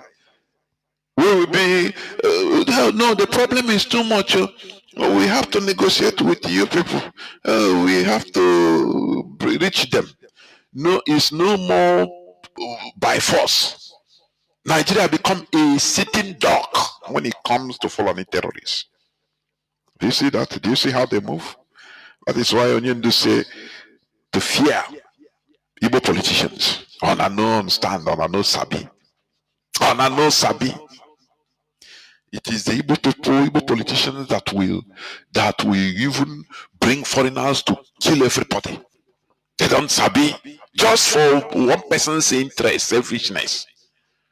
Don't you see? Example is it's not far even. It's not only about the politicians. Look at Mazi Nnamdi Kanu siblings. Just, the hatred of IPOB. Okay, as long as they are not allowed to take over IPOB as natural inherited from their big brother after him, not them. Okay, don't worry. We will destroy IPOB. We don't care for IPOB leadership to even put hand in Onyendu's case. Anything they do, the IPOB DOS did, they will go and sabotage it because of their selfish interests. That is the difference. You see that? They don't care. Forget about what Kanu. We get intelligence of what they are saying privately. We understand. Forget about when they come to Facebook. They tell you, my brother. They love what is going on. That is it. They love it. It is a script. That is it. So do you see how this man is playing? He's in, let us negotiate. Have you seen an Igbo or a Biafran senator standing in the Senate and say, this IPOB that is clamoring, let us negotiate with them. Let us hear from them to understand what they are. Even that person, the way they will just shut up. Who will support him? Another Igbo that will even go and betray him, say, man, I kill this man, or me, I know they're inside. Listen to this man. Learn the man how to run politics.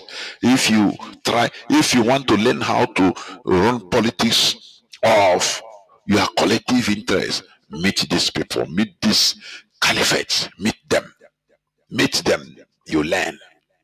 Look at what is clamoring.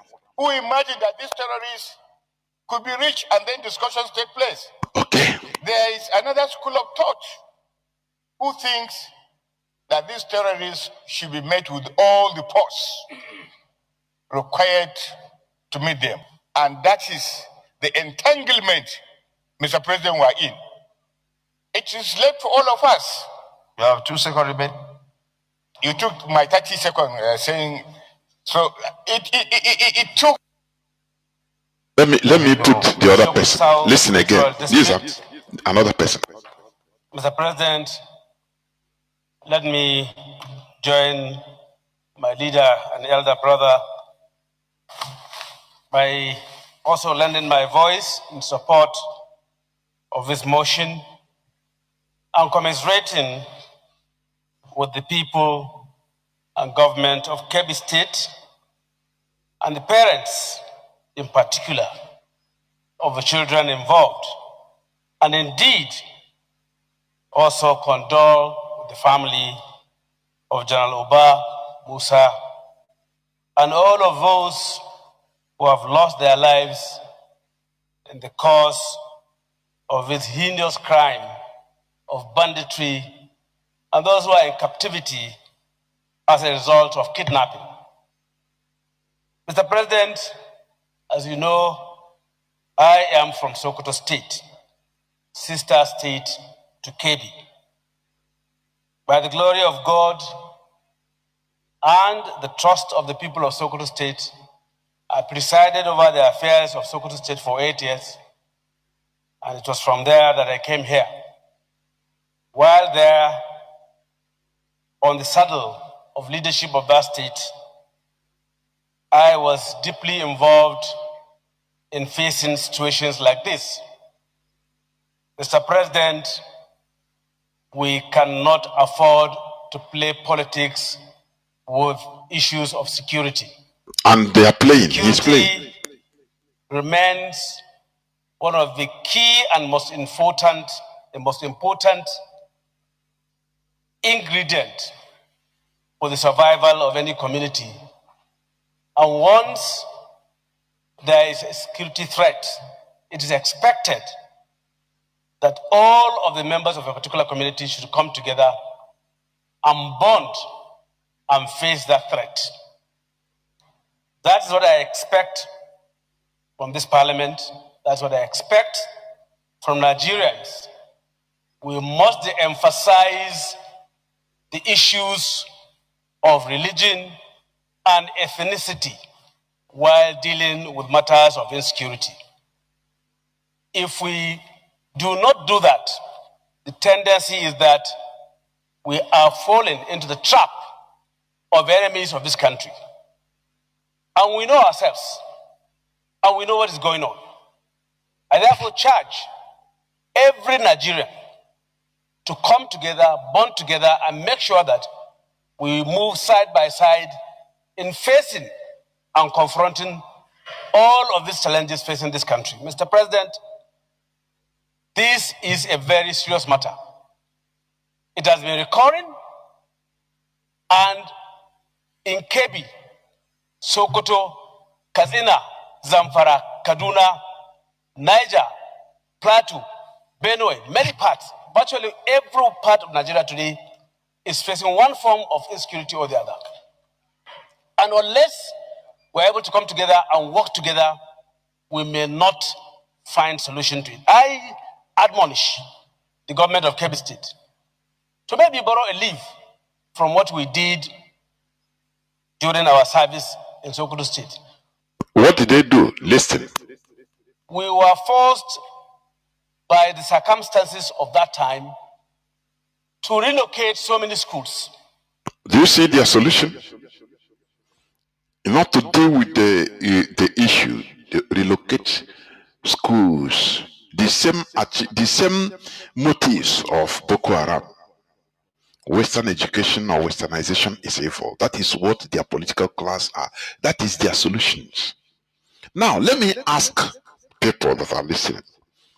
Do you remember during so-called imposed sit at home by Ikperima, which IPOB cancelled?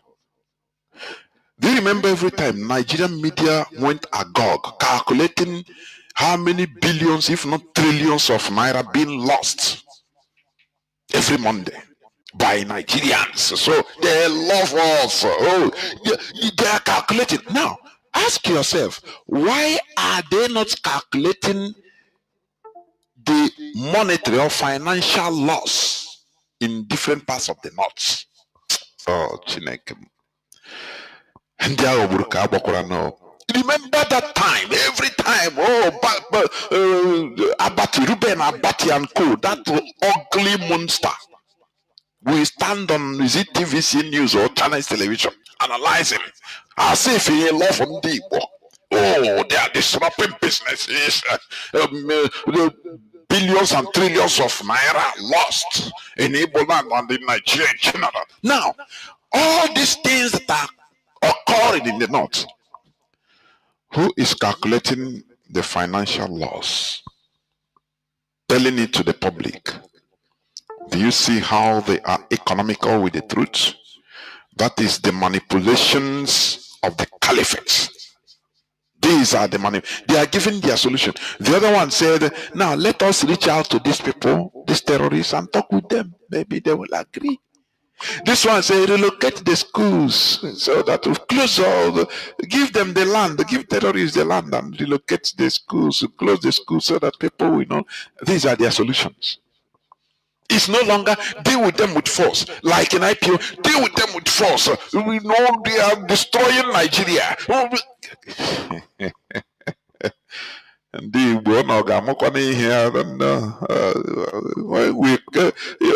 it's IPOB that is our saving grace, nothing more. Otherwise, indeed, we want to hear nothing. We don't know politics. You know, zoro to mo benaya, wa to mo beneged. A people sentenced to self-survival is a people going into extermination. I am telling you. A people that are not organized to face their collective challenges. Instead, each and every one of them is sentenced to now go and hustle by yourself. Is a people that are running down the abyss. Now, the question with all this, let me stop this one. You see their solution. Their foot soldiers are beheading people, destroying communities, committing genocides, Christian genocides, and others. Now their politicians are coming to give their solution. No, let us appease them. Let us negotiate, reach out to them, appease them. The other one say, no, all those places they are acting, let us give them the land. So relocate the schools so that the more you eat, is a plan. That is how they move. It's a war group. Will our people understand? Now the subsequent question in this, Mazi, I will bring you in, please, because I want to make my submission now. You come in, and after we open the lines, just for a few calls. Now, let me finish reading here. Now I go to these terrorists capitalize on local disputes over lands and resources, often between farming and herding communities. Okay, now the subsequent question is, why is it that these persecuted Christians never organize themselves for self-defense despite these gruesome genocides? What is the problem? Whereas, like, just listen to this, please. As somebody rightly said, I want to bring it out, please, just hold on, listen. Somebody pointed out that out of 10 richest pastors in the world, Nigerian pastors are 8 out of 80%, out of 100%, 8 over 10. But Christians are being massacred. Christian genocide is happening. But these pastors, they don't care. I will read to you some news. Listen to this man. Listen. Nigeria is the #1 nation on earth for Christian genocide, by a factor of 10. More Christians are killed here for their faith than anywhere else in the world. At the same time, Nigeria is home to 8 of the 10 richest pastors in the world. 8 of the 10 richest pastors in the whole world is in Nigeria. Whereas Nigeria is the grave of Christians. What an absurdity. Does it make sense? And I think those things are directly correlated. The body of Christ in Nigeria has all the wealth, all the resources, all the people, all the influence it needs to clean this place up and make it a wonderful place, safe and secure and equitable. The body of Christ has that, but there's a virus that has infected that body of Christ we call the prosperity gospel, which is really a satanic teaching that takes the... That is prosperity gospel, he called it. I said, they turned the Nigerian Christian followers into complete sheep without brain. You know, I saw where so-called Pastor Eze, what do you call him? I don't know. Whether evangelist or that the Jew, I don't know, was praying against bandits. You know, after praying, everything is okay. You know, sometimes I'm out of words, honestly, to describe what is going on there. How people have been turned into sheep, and they behave like sheep. Listen to Pastor Eze praying. Listen, please. That have been ravaged by bandits, by little children that have been taken captive from their schools. Drinkers of blood, eaters of human flesh. Corners where terrorism have arisen. Will you watch your road? Will you watch your road? This is a prayer to stop terrorists killing Christians in Nigeria.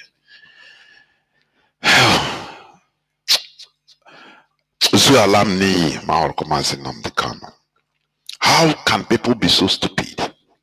People are going with sophisticated weapons, physical. They move, they train their people to come and kill you. Now you are praying. It made me remember in Madiebo's book about Biafra story. When the Mohammedans, when Nigerian military succeeded in coming to Onitsha, crossing River Niger, everybody evacuated, ran away. Some 300 worshippers, Christian worshippers, they said no, God is able to protect them. They continued their praying. The Nigerian military came there and summarily executed all of them.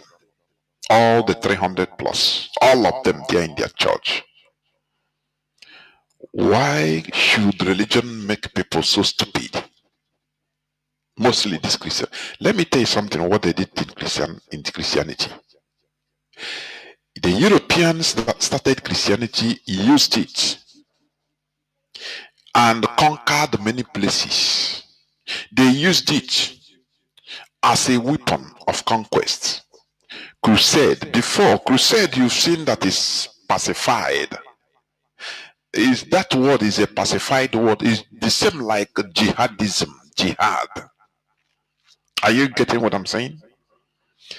They use the word crusade in order to go to countries, conquer, kill people, destroy communities in the name of Christianity.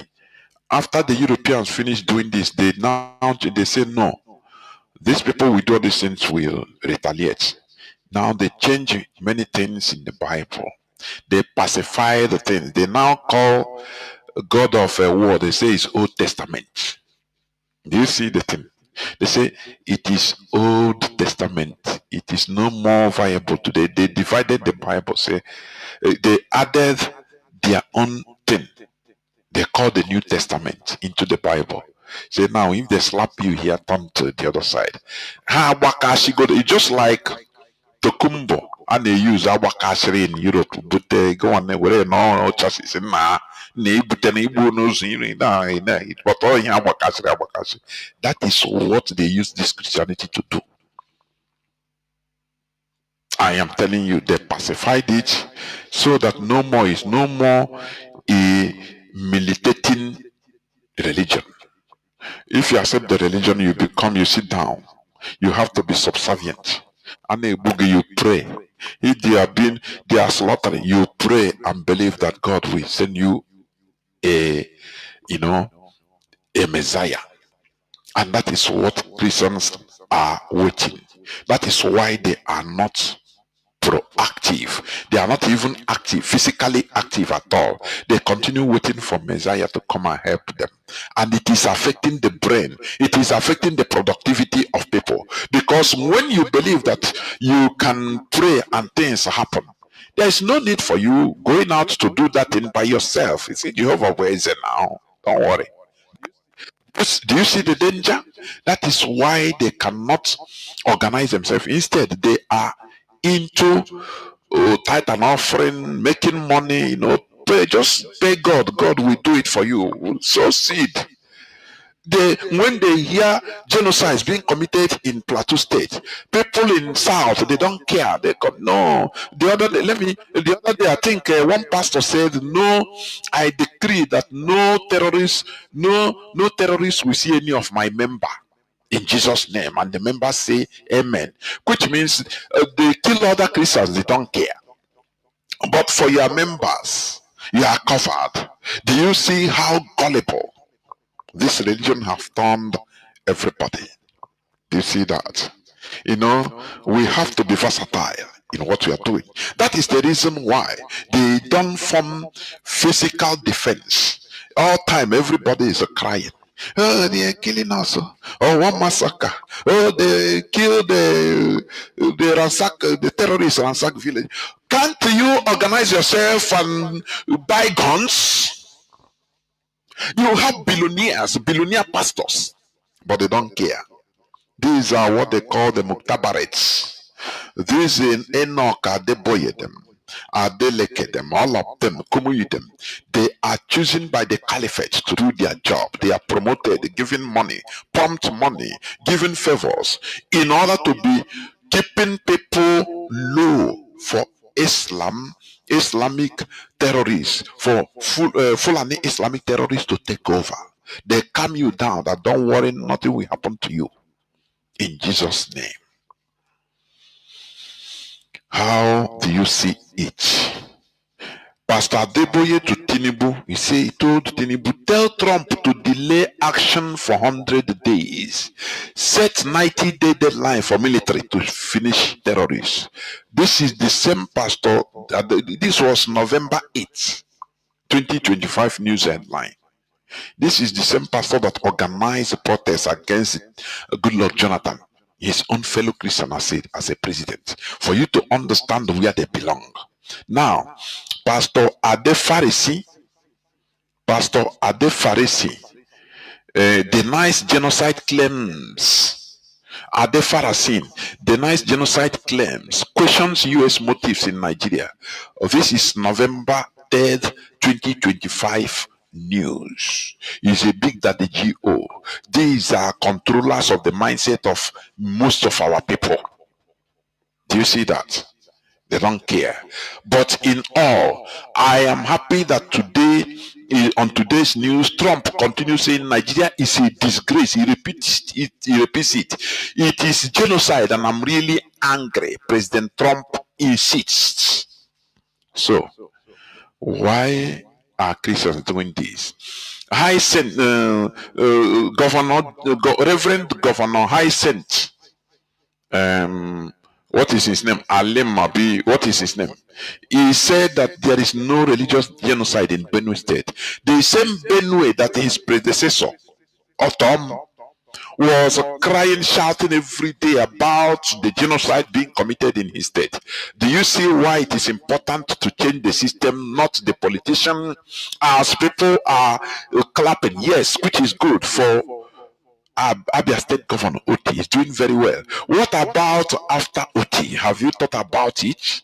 That is why creating a good system that forces every public servant to do the right thing, not depending on the goodwill of an individual. Do you see that? Pastor Hyacinth earlier, he said that no, there is no, he's a reverend father, a current reverend father, that there is no Christian genocide. And that is why Sheikh Gumi referred to him.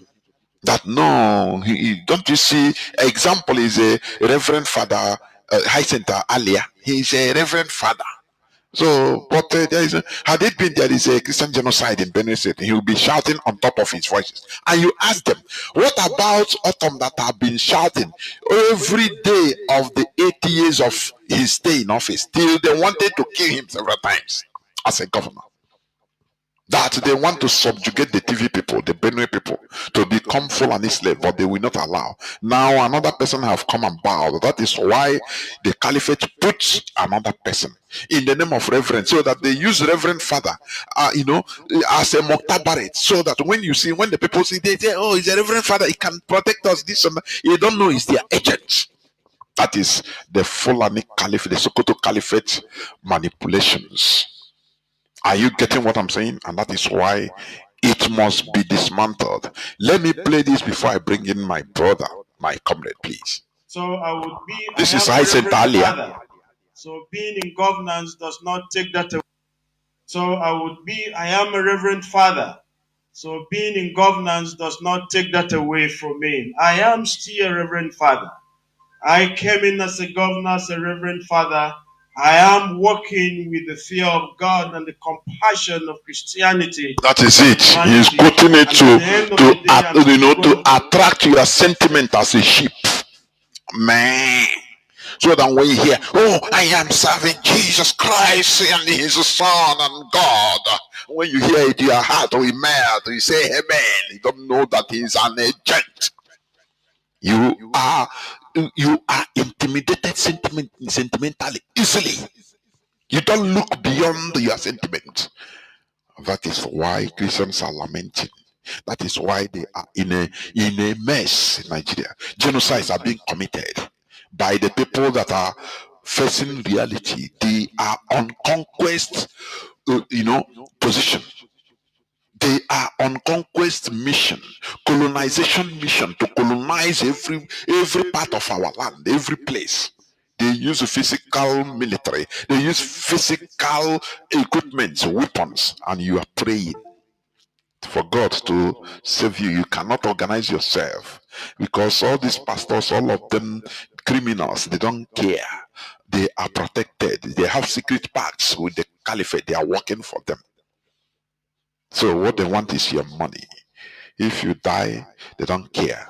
Is it not a member of, is it a Kumuyu's this thing that they killed one time preaching? Is it in Abuja or Niger State one time, some years back? What did he do? Did he talk about it? Nothing. So this is your reverend father, who is a governor. He's protecting his governorship post because he don't want to annoy the Sokoto Caliphate that put him there.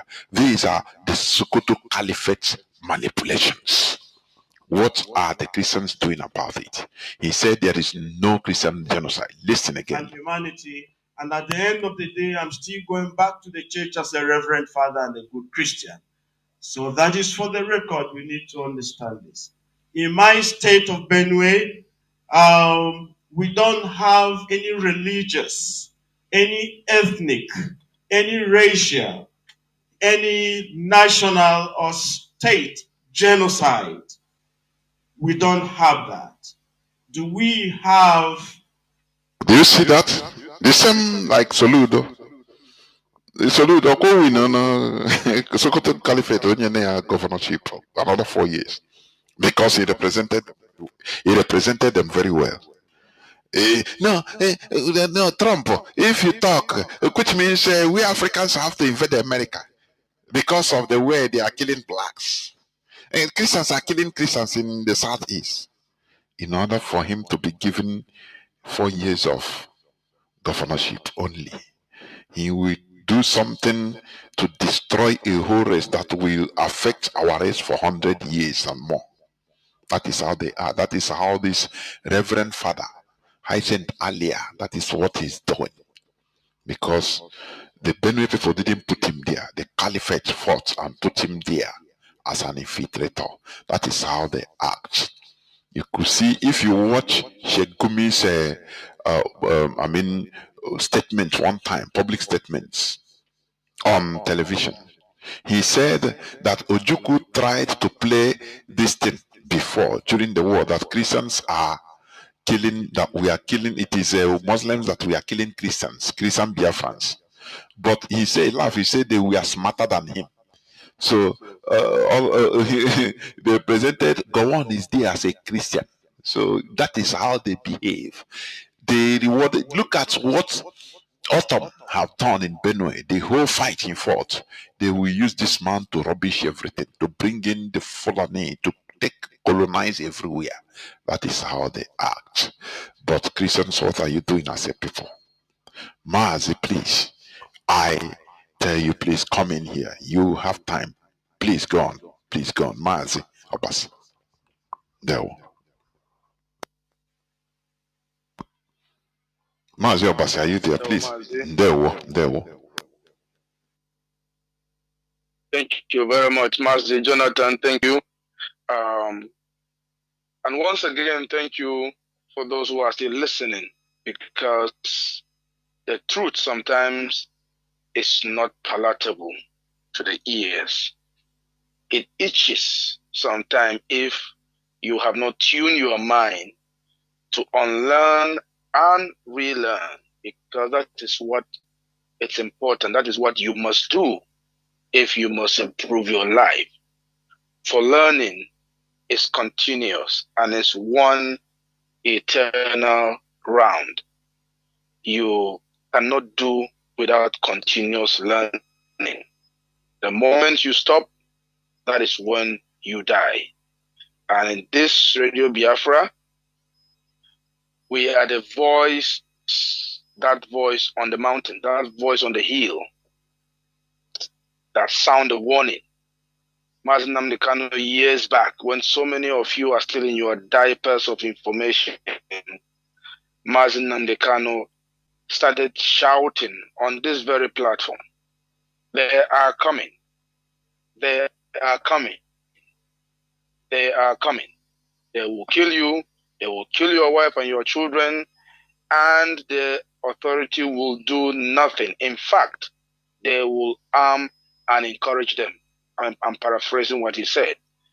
So many of you did not believe it. It's happening right before your eyes. The things you are saying today, the things we are, talking about today, if you do not listen, you will see consequences happening right before your eyes. I said it before that when you sit on this platform, because I've experienced that couple of times, I am beginning to understand that when you sit on this platform, your words become spirit. The information that flows is not just merely what you know, what you have studied, but simply the truth. For we believe that our ancestors speaks to us. Now, Master Jonathan, when you were playing the argument, the well manicured argument in the Senate, and I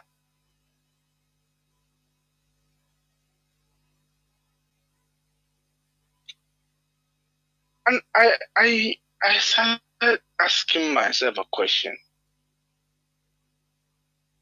Isn't this same Fulani that Buhari, led Buhari in 2021, told us that they were foreigners, that they came from Senegal, from Mali, and proliferation of the small arms and light weapons, from the fall of Gaddafi in Libya that spread through the West African sub-region have landed in Nigeria. And these people are using that arm, and the border is porous and all this and that. Isn't this same Fulani people that the former governor of Nasarawa State actually said that they were foreigners? Isn't this same Fulani people that the Mieti Allah said we should stop categorizing them as Fulani, that the Fulanis in Nigeria are peaceful and these are foreigners, does not represent them, and they have just infiltrated their people and they are committing crimes and using the name of Fulani, and Fulani are being destroyed? Isn't the same people that they turn around again and said, these people, they came from Senegal, from Mali? I'm quoting Buhari himself, that they come here and they stay in this place, and the local farmers know that these people have no homes, they have no place to stay, and this is their only place, and they should consider them. The same foreigners that were imported for election purposes. These are not the words of IPOB. These are not the words of Biafrans. These are not the words of Trump. These are the words of Fulani leaders, including Buhari himself, saying that these people are foreigners. They are not Nigerian.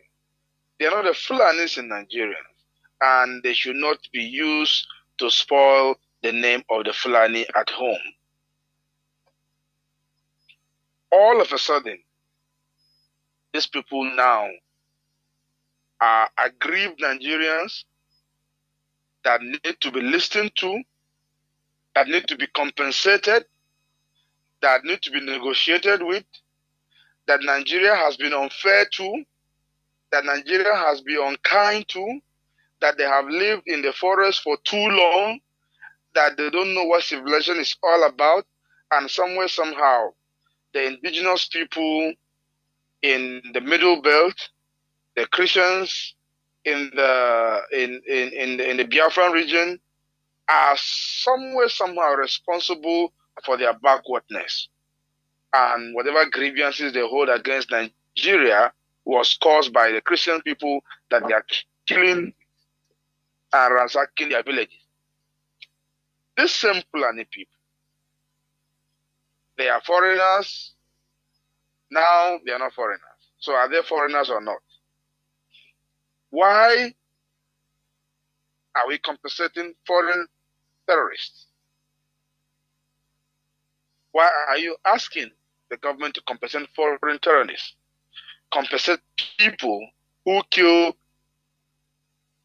the people you can refer to as citizens because they are in your security forces, wear their uniform and don't care.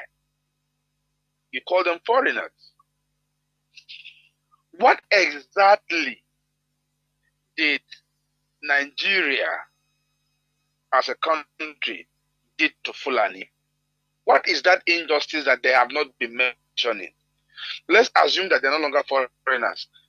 They have now become Nigerians. What exactly is that injustice that has been meted out on the Fulani people that they need to be compensated? What is that injustice?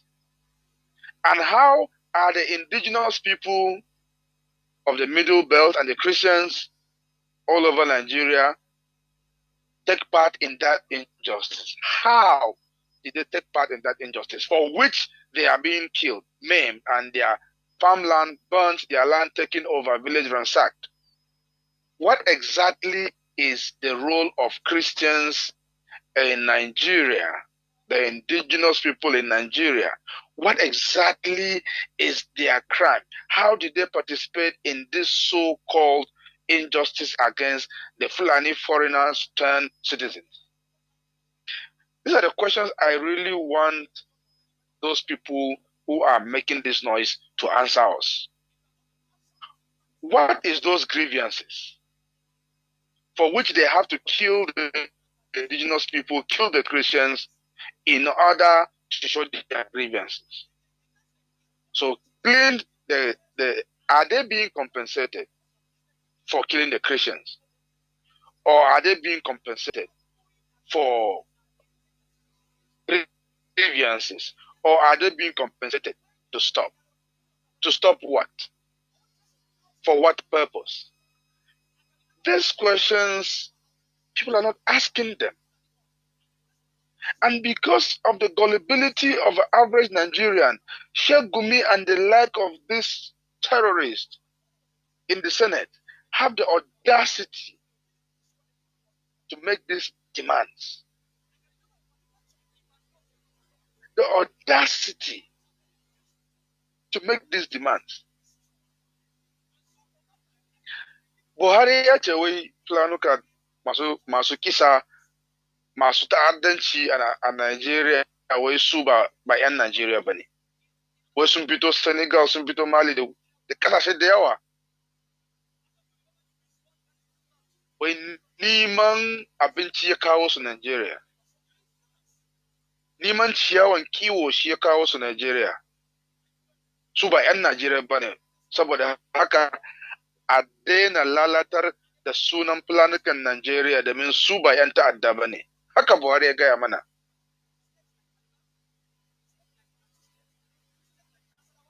Haka planukan Nigeria suka gaya mana. Haka Miyetti Allah suka gaya mana. Amma yau ana magana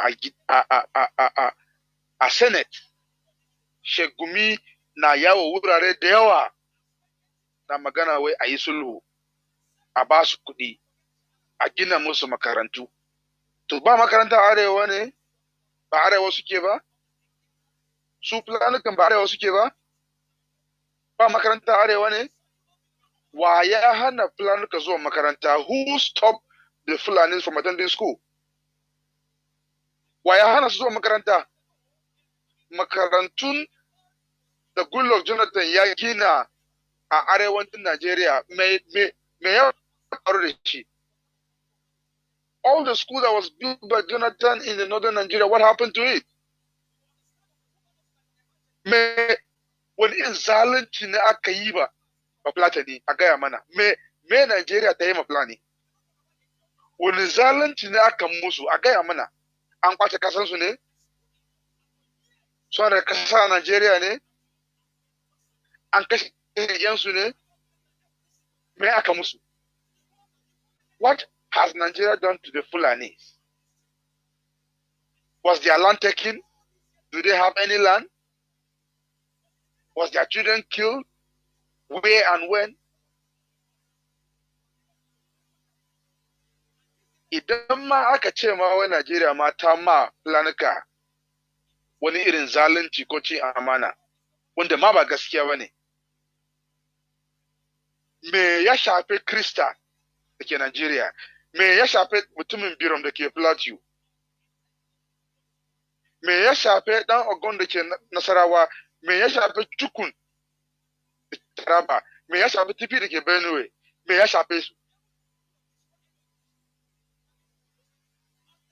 Wanda ya sa ana musu kisan kyashi, wanda ya sa ana kashe Kristoci a Najeriya ko ina gaba da baya hagu da dama, me ya sa? Laifin menene Kristoci suka ma planuka a Najeriya? Don me suke so domin Najeriya, gwamnatin Najeriya su biya su domin su daina ta'addanci? A garurukan da aka biya su kuɗi, da aka yi sulhu da su, sun daina ne? All the places the state that decided to pay them, have they stopped killing? Wai a yi sulhu, sai ku yi sulhu, ku basu da makaminsu, a ce ana sulhu. Su karɓi kuɗin nan, su sake ƙawo makami, su ci gaba da kisa, su ci gaba da ta'addanci. sai a ce fulani kamar sun ji haushi.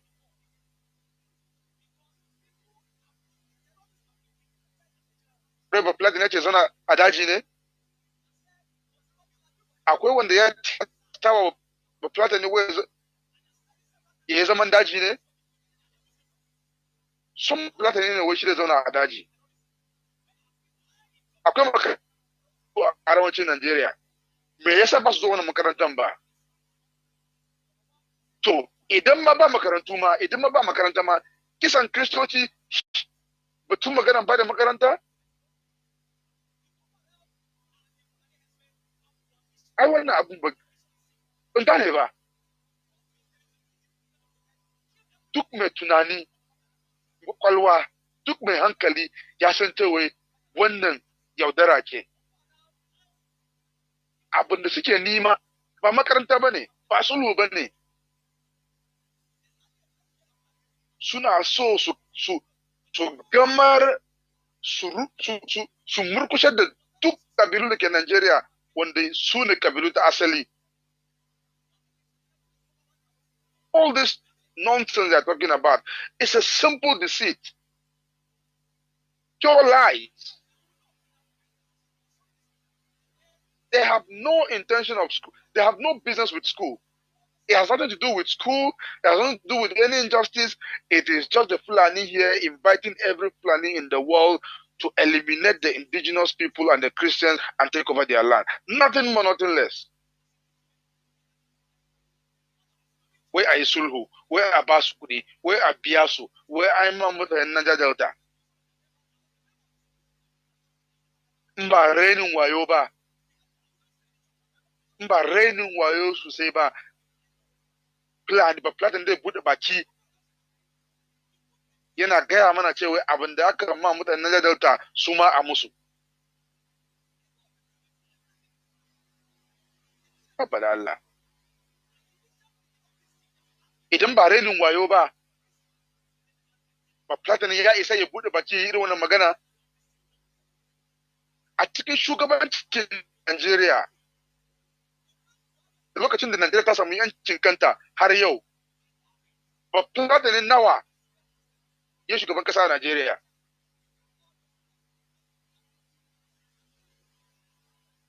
Idan ka haɗa duk kabilun da ke a Najeriya gabaki ɗaya, wanda suka yi shugabancin Najeriya 16 yanzu haka, a cikinsu 8 asalin ba Platonai ne, asalin planuka ne, 8 a cikinsu. Sauran ma in ba tare da goyon bayan Sokoto ba ne, da ba su samu ma su yi shugaban kasa ba. Sai yau ana kashe Kristoci, ana kashe 'yan Plateau, ana kashe 'yan Taraba, ana kashe 'yan Benue, ana kashe 'yan Southern Kaduna.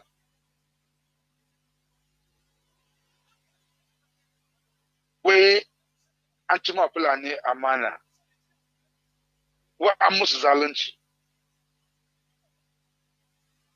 Since the independence of Nigeria, how many people have been president? Put all of them together, all the time. You can pick out at least 8 that are pure Fulani. At least Buhari and the rest of them could not have been president without the support of the rest of them.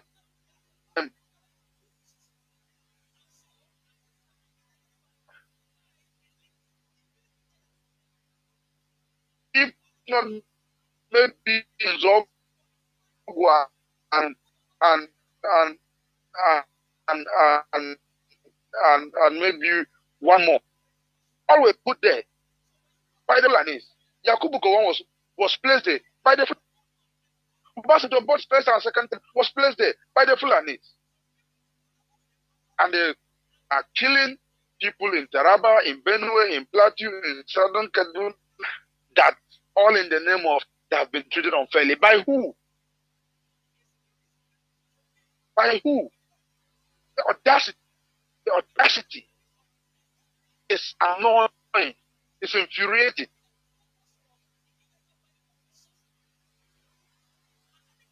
To me, is walking around free. Mazi Nnamdi Kanu is sentenced.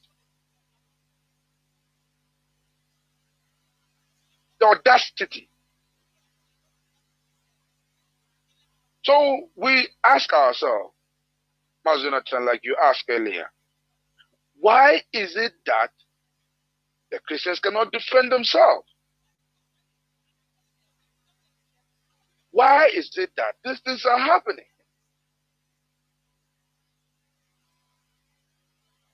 And you said something very interesting. And immediately you said that to Mazi Jonathan, it just clicked. It just clicked. It just made sense. It just made perfect sense that the formation of the Sokoto Caliphate is practically ISWAP. Practically ISWAP.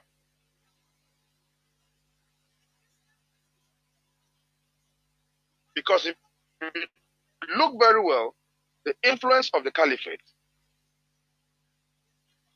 and the Islamic organization that was formed by them, both in 1962 and in 1973, which is the current whatever of Islamic affairs, was formed with the understanding that their leadership extends across West Africa.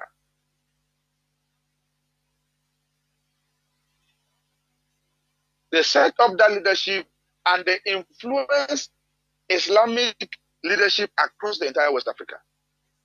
And I did a little research and I realized that out of about 14 countries in West Africa, the leaders of Muslims in all these countries, at least 9 of them so far, are purely Fulanis. And in none of these countries are the Fulanis majority, even amongst the Muslims.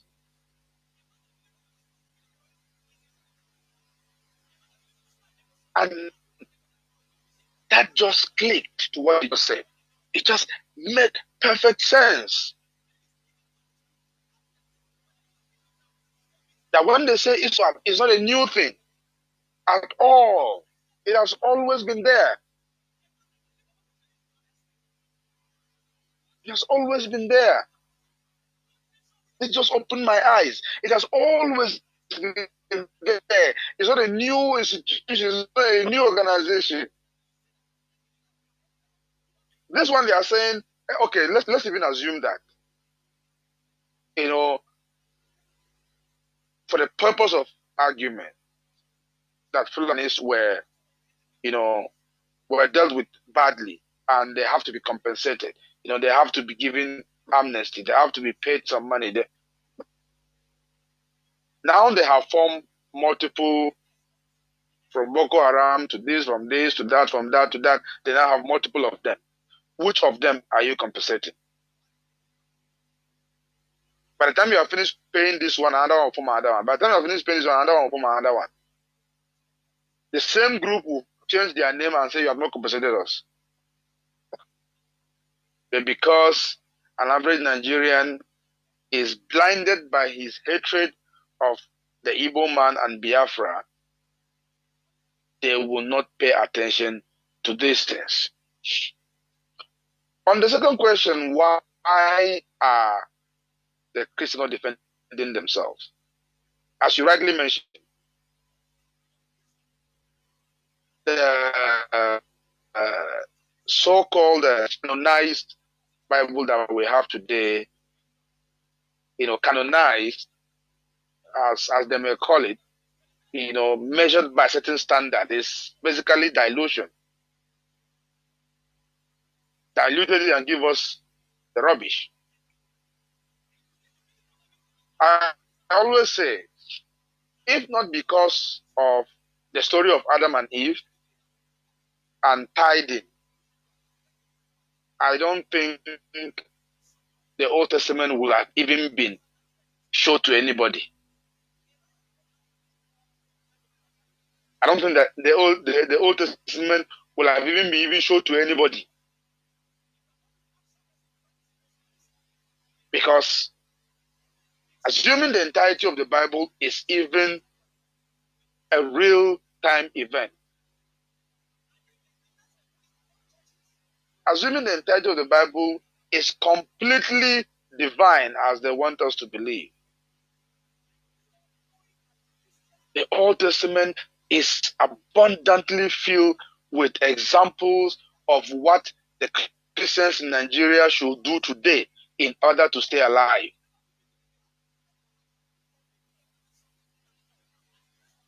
But they won't do that one.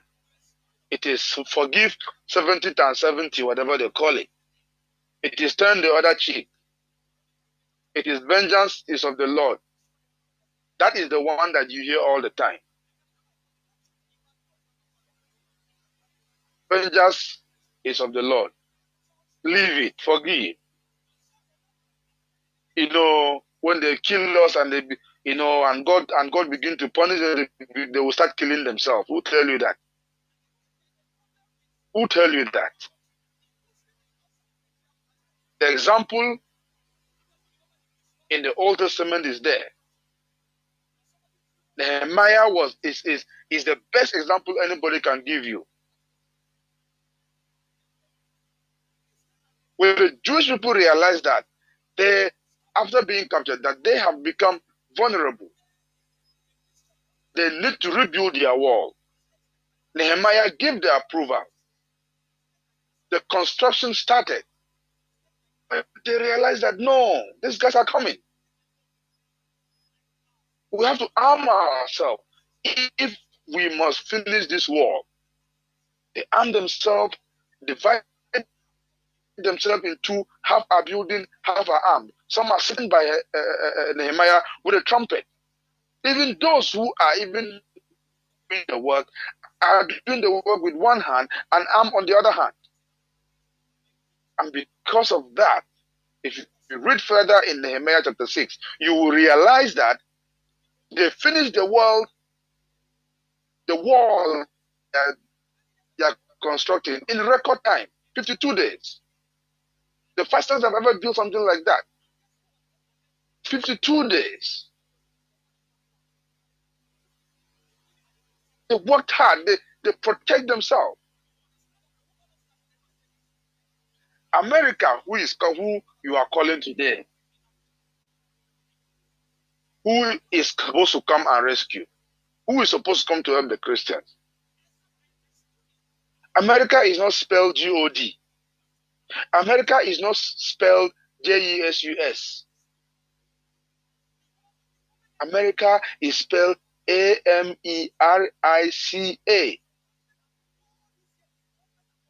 Yet, is the people that we are looking up to come. Because this is practical. This is practical. You have to employ practical means to solve practical problems. So we sit there and we expect divine help, and we are being mowed down one by one. I will have to add something a little bit away from the religious aspect. And like always, I want to speak to the people in the northern part of Nigeria. The Christian brothers in the northern part of Nigeria, in the middle belt. It is important that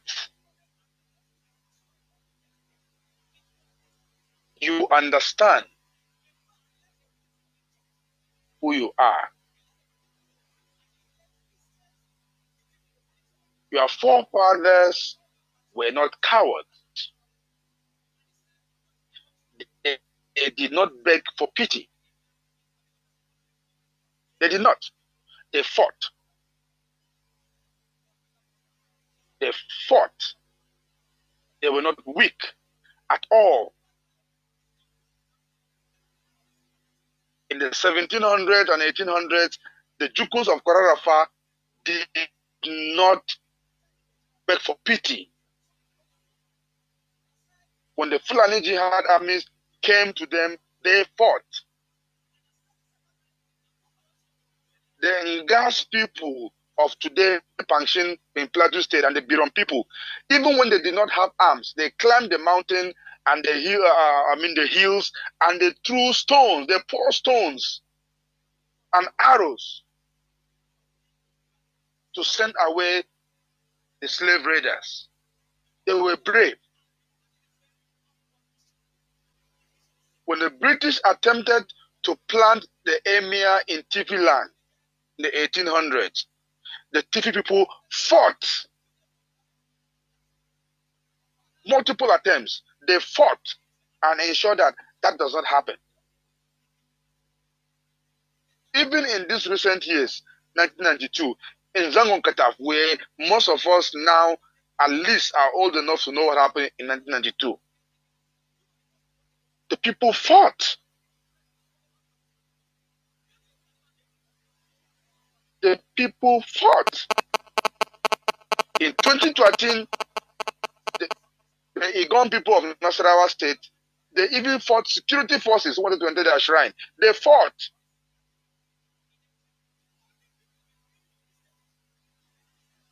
They fought. Because they are brave people. You come from a generation of farmers who had to become warriors to protect their wives and children and the vulnerable in their community. That is the children, that is the offsprings of whom you are. You are not weak. You're not cowards. Kuba rogo bane, kuba masarauta bane. Ba, abada Allah. Ai mun san iyayenku. Mun san abin da suka yi a tarihi, mun sani. Lokacin da ma ba social media, lokacin da ma ba telefon, ba waya, lokacin da ba motoci, sun zauna sun fada, sun kare garinsu, sun kare ‘ya'yansu, sun kare matansu da tsofaffinsu. Ba su ba da dama a musu kisan kyashi ba. Amma yau, ku matasa masu karfi, masu jiki, masu kwakwalwa, kun mai da kanku mata. Kun mai da kanku abin shimfiɗa wanda plan na takawa suna wucewa. Kun mai da gawakinku abin shimfiɗa. Kun mai da gawakinku taburman planuka. Daban mai dalili. Ba ku tausayin kanku ne? Ba ku tausayin ‘yanku ne? Kuna zama kowane rana sai a zo a TV, a zo a social media ana kuka, an kashe mutane 200, an kashe mutane 300, an kashe 500, an kashe 50, haba da Allah.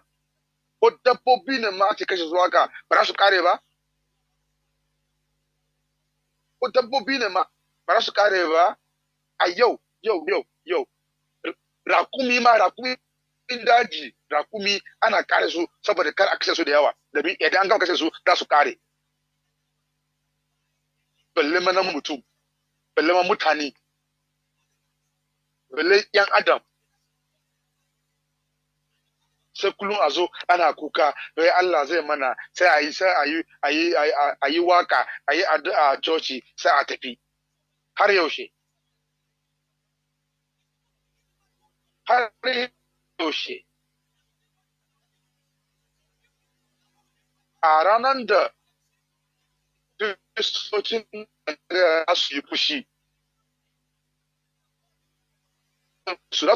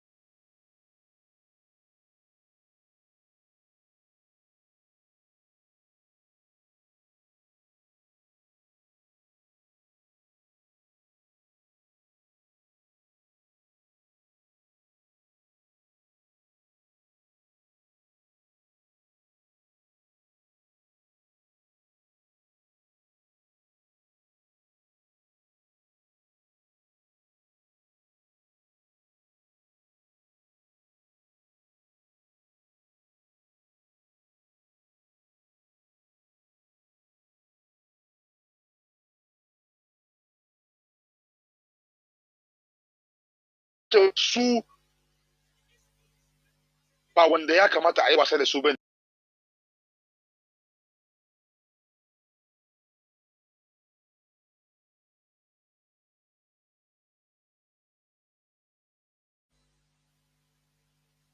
Which is unity.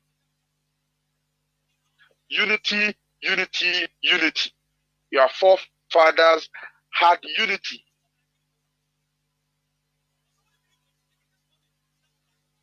Your unity is not because you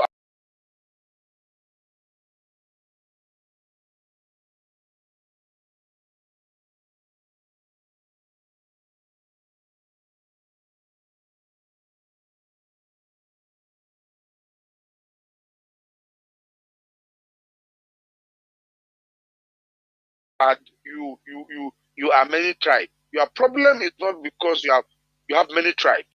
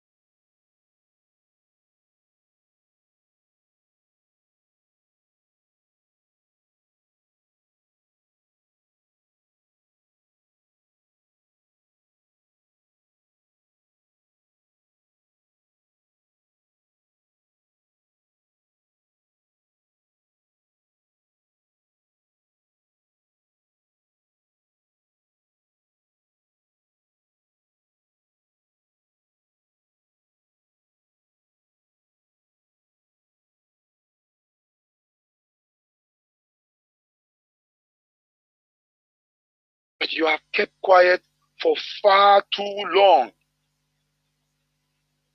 For far too long. Like I said earlier, because your pastors will say vengeance is of the Lord, we are peaceful, loving.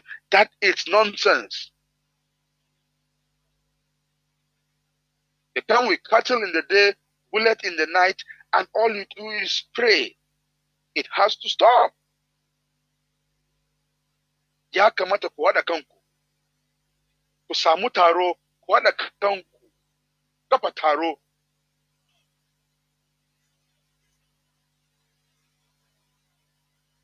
Ku yi shiri, ku kare kanku. Idan ba haka ba, idan ba haka ba,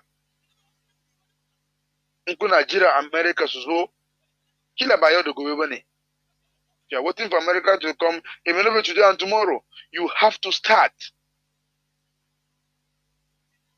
Put yourself together. Defend yourself. Protect yourself. That is very important. You see, Master Jonathan, in the land of the blind, they always say that an eye man is the king. But I've come to realize that in the land of the blind, all it takes is for one stranger to pick one of the blind and announce to the other blind men and say, this is your leader because he has one eye. And the strangers will dictate to the fellow, to the other blind man what he should do, and the other blind man will be happy doing it because at least someone has helped him convince his blind brothers and sisters that he has one eye. And the question you must ask, if you're blind, how are you sure that your leader who claimed to have one eye indeed has one eye?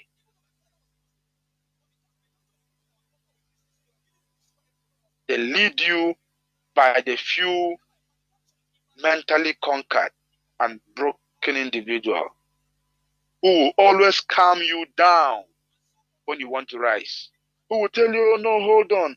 You see, I'm about to be appointed as a minister of transport. I'm about to be appointed as a minister, as a foreign minister. I'm about to be, to be appointed as this. You have them. They are there. They are higher Pandes, the Dokabalis, the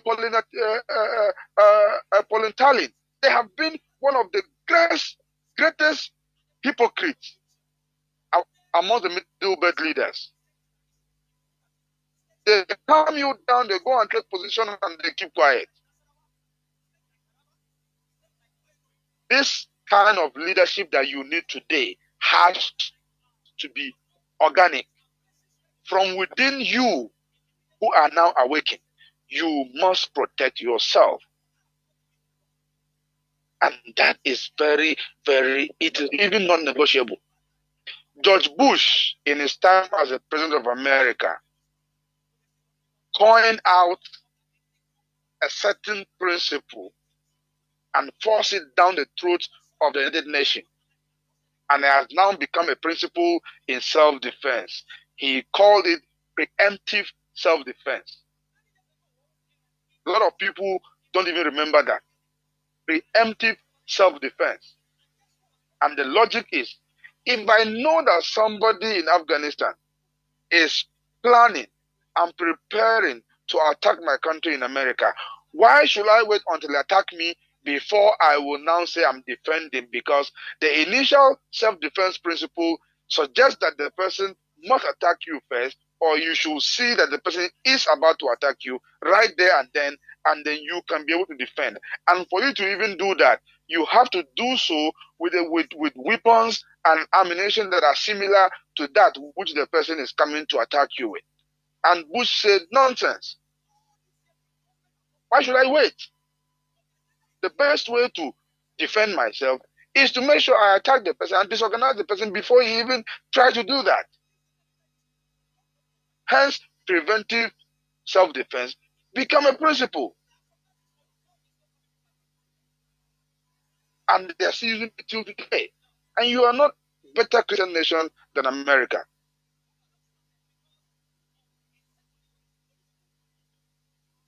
Here on Radio Biafra, when we speak, it is for those who want to listen. But our job, our duty to our ancestors and to our Creator, Chukwuka Biama, is to do that which we know is right. And we do that without relenting. We do that without minding who is offended, because it's the right thing.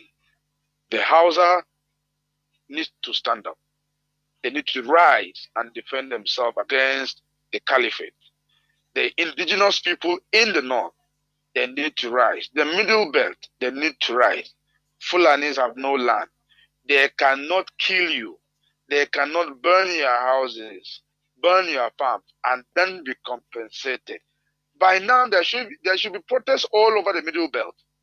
There should be protests all over the north from the Hausa people and other indigenous tribes saying, no, you can't compensate these people that killed us. Haba. An kashe muku yaya, an kashe matanku, an kona gidajenku, an gonakinku, kuma kuna nan ana magana sulhu kuma kun yi shiru. Me ya hana ku zanga-zanga a arewacin Najeriya yanzu? Me ya hana asali ta arewacin Najeriya zanga-zanga a kan maganar gumi da mutanen shi suke yi yanzu nan? Da ku yi shiru sai a ba su kudi, a ba su miliyoyi, kudin da aka bama me yake Allah? Me su kai da shi? A motoci da bindigogi suka sai da shi ba? Me ya hana ku zanga-zanga a ce a ina ba mu yada ba? A ina ba mu yada ba mu son sulu. Wayannan yan ta'adda ne, ya kamata a magance ta'addancin, ya kamata a ci uwarsu, ya kamata a murkushe da su, amma kun yi shiru. Gobe su zo su karbi kuɗin nan a bi kwari gida a kashe ku a kona gidanku a kona cocin ku sai a dawo ana kuka ana addu'a ana waka har yaushe.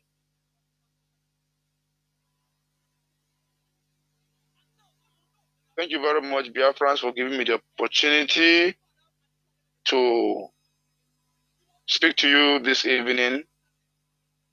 I appreciate the opportunity because you're not forced to pick up your radio. You're not forced to open your apps. You're not forced to listen via any other medium you are using. It is because you want the truth. It is because you want to be liberated. And we appreciate your patience in listening and all that we are able to achieve together. We could not have achieved if you have no intention to learn, to relearn, to unlearn, and to relearn. Thank you very much, and that is my time. Mazi Jonathan, please, I yield the mic. There, Mazi, thank you very much. We must continue. I like your statement. You said, as it is always said that in the country of blind, one-eyed man is the king. How do they know that that person is even one-eyed? He have an eye at all. It takes a stranger to just come and hold that person, plan with him, say, okay, I will profess that you have one eye, and the other ones will agree, and they will do that. He proclaimed that, oh, this is your king now. He has an eye, and how will they confirm? So that is it. So here on Radio Biafra we learn. We shall go into a few minutes break. We have taken a long time, I know, but it's worth it. When we come back, we will take just a few calls. Please do not go away. We shall be right back. Do not go away. As at 1992-93, riot broke out, which they call the Zango Kataf riot. I was a young boy, very, very young then, and people were killed in scores. If you are not an Afsa person practicing Muslim in Islam, they were killed. Especially if you are from the southern part of Kaduna, the tribes from the southern part of Kaduna, they were massacred. It was called the Zango Kataf riot. And if the next thing they do is to burn churches, kill Christians, and then if they are done with that, then they focus on businesses that is for Igbo people, Igbo-owned businesses, and they destroyed it. I grew up knowing that Christians are an endangered species in Nigeria. In the year 2000, when the Sharia riots, how many of you have heard of the Sharia riot? Hundreds of thousands of people were killed in Kaduna. I can remember vividly that we had to defend our house from people. They brought some Fulani boys and they faced our house. They were shooting arrows. They were stoning our zinc. They spot our zinc shooting arrows. Even though I was a Muslim then, even though my father was a Muslim then, but because majority of the people in our compound were Christians, so they were willing to destroy every one of us because we're living with Christians. I can remember a particular church in Mando, for those that know Mando, in Kaduna, called Chapel of Redemption. That church was destroyed. And so from that time, anytime there's a little hanky-panky in Nigeria, the first target is churches and Christians. And this has prevailed for a long time. That even if there's a problem with in another country, the Muslim and the Hausas in Nigeria will rise up and begin to kill Christians. How many of you remember the Miss World crisis in 2002, 2001, 2002? That somebody threw a picture of Muhammad or something in France, long away in France, and they began to fight in Nigeria. Are you following me? Christians are endangered species. Now let me give you, and that's how it has continued. Scores have been killed, and they focus on regions where there is a mixture of both Christianity and Islam. If you look at states like Kaduna, state like Plateau State, state like Nasarawa, state like Taraba, state like Benue, state like Bauchi, state like Gombe, state like Borno, these are places where they focus on because they intend to eliminate every living Christian in that place. Anybody that debunks it is a total lie because I have grown and lived in the north. I've spent 80 to 80% of my life in the north, so I understand this thing. Several times, I cannot forget the Sharia riot. We were running for our lives. Even though we are Muslims, but we're still running because as far as you are not of that ethnic group, practicing what they practice, you are a victim. You can be burnt alive.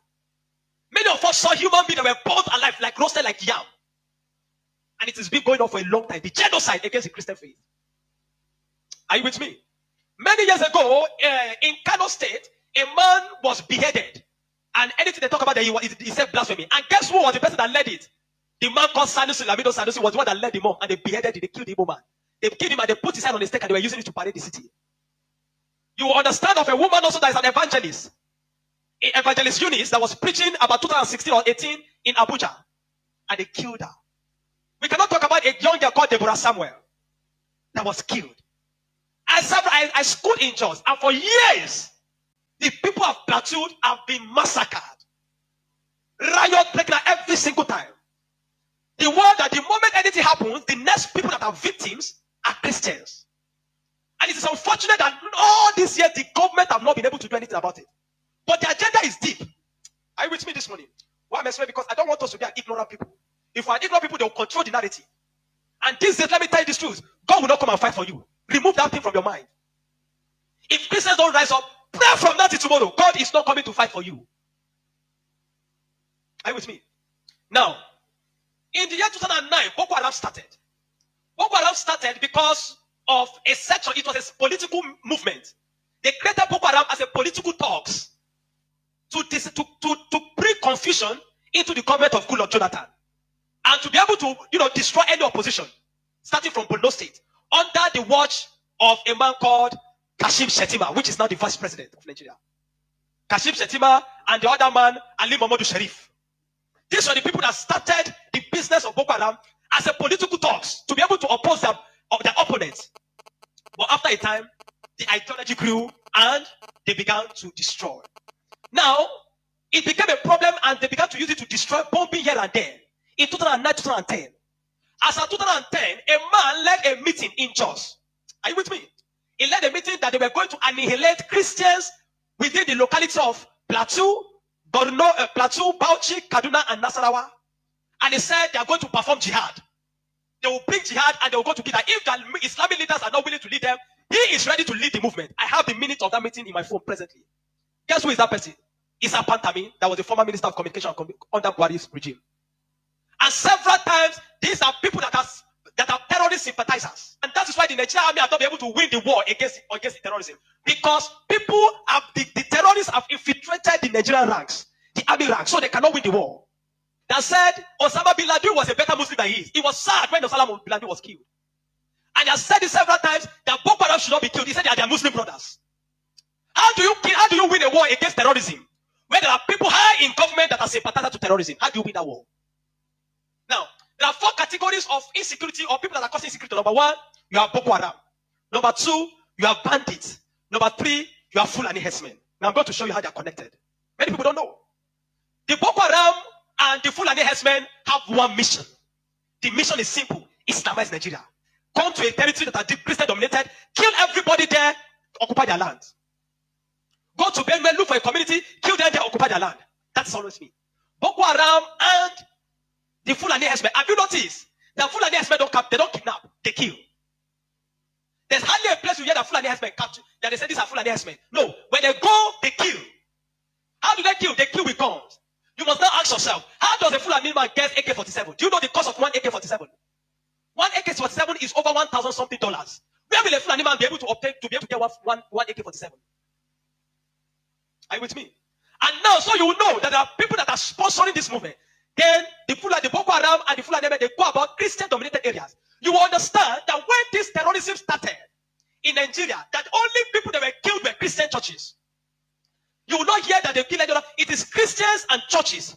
I remember in Kaduna then that churches began to look for security men to guide their churches in every service day. Otherwise, you can be in church and the next is boom, everybody dies. And churches that don't have money to hire soldiers began to use some of their members. I was a member of the security team in my church in Deeper Life in Kaduna in 2010. Because we don't stay in the church. Once I come to the church in the morning, we stay outside, moving around patrolling, because anybody can come and drop anything.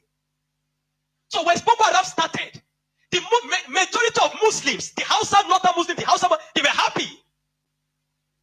I know of people that were celebrating it. If you see them crying today, I'll tell you why.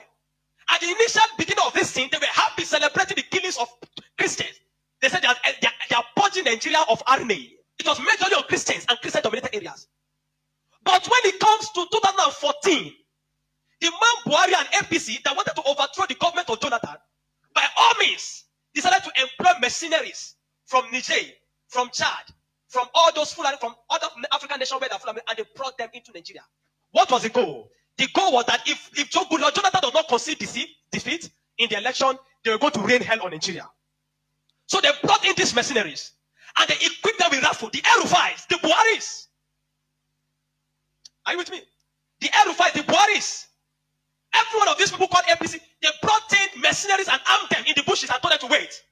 The moment Goodluck Jonathan did not concede defeat in the election, they were going to start. But unfortunately for them, Goodluck knew of the assignment. He got intel about it, and because the man said his ambition does not worth the blood of millions. So the man conceded defeat and left. And so they declared APC winner. Now, you have already brought people from different parts to come and fight. But what they wanted to come and fight for did not achieve anymore. So now they left those people in the bush. They left them with guns and ammunition in the bush. And when Buhari became the president, he abandoned them. Instead of them to settle them and let them go back, they abandoned them. And the people saw Nigeria as a place that is good. And the people decided to remain in Nigeria. Those are the people that started bandits. Before, we don't have anything like bandits. Banditry started under the watch of APC, under Buhari, because they were the ones that brought them in. Kidnapping, because they needed to survive. So they started by kidnapping. And they started by kidnapping. And they started by kidnapping. And they started by kidnapping. Over time, now, you understand that there are certain parts of this nation where there are mineral resources. Don't be an ignorant Christian. Follow me. Don't be an ignorant Christian. Don't be in a nation where you don't have understanding of what is happening. Now, there are some parts of Nigeria where there are good resources. And so, and this is have been illegally mined by elites, the military generals, the oligarchs, the people that are the leadership of the North. They were mining these resources, and the money does not go into the federal government account. So what they do is that they employ the services of this banditry to create two things. Number one, to create diversion. So when you go to Zamfara, that's why you hear that they say there is killing in Zamfara now. It's because of the illegal gold mine. There is gold in Zamfara that they are mining. And so these bandits that are already in the bush, some people collaborate with them, partnered with them, and told them to see, keep creating confusion, create chaos. When you keep creating chaos, the Nigerian state and the people of Nigeria will not be able to focus on the illegal mining. They'll be concerned about the insecurity. So the insecurity is created as a means of diversion in the north. Are you following me?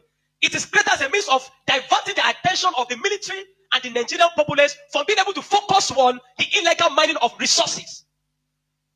And any part of the north where there is resource, you find that insecurity there. Recently, it has started in Kwara because there's a great amount of lithium in Kwara too that they have discovered and they are mining.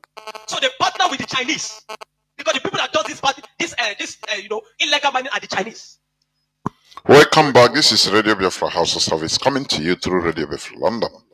My name remains Mazi Jonathan Chinedu from Olo Province of Biafra London. We are here live and direct today, the 22nd day of November 2025. Tata Bo Obachiori. Therefore, our lines are now open. Remember, I'm here with Mazi Obase.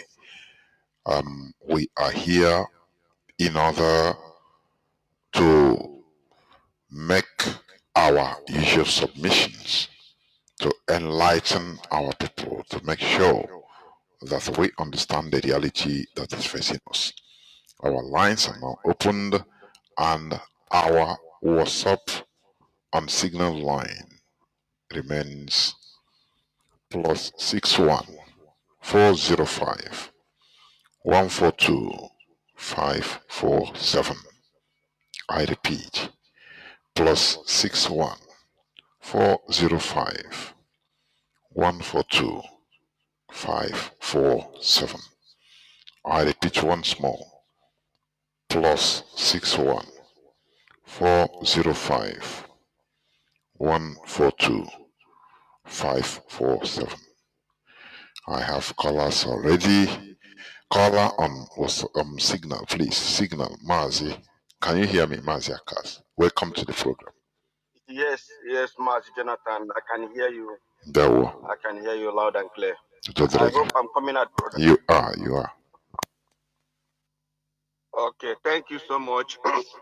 May Ezechukwu Kabioma continue to guide and protect you, and also our beloved brother that joined you today in this broadcast, Mazi Obase.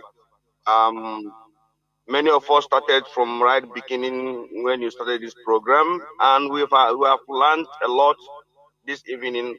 That is why we are IPOB. We came here always to, equip ourselves to know, the next move and what to do at the right time. Mazi Jonathan, the truth is that as an IPOB member, we are all at board. We have killed what is called sentiment and emotion. And this is what we are pleading if you're a member of this group, destroy sentimental and emotion in yourself so that you can be able to reason critically in everything you see or you think of, and be able to have a sound mind to be able to know exactly what to do.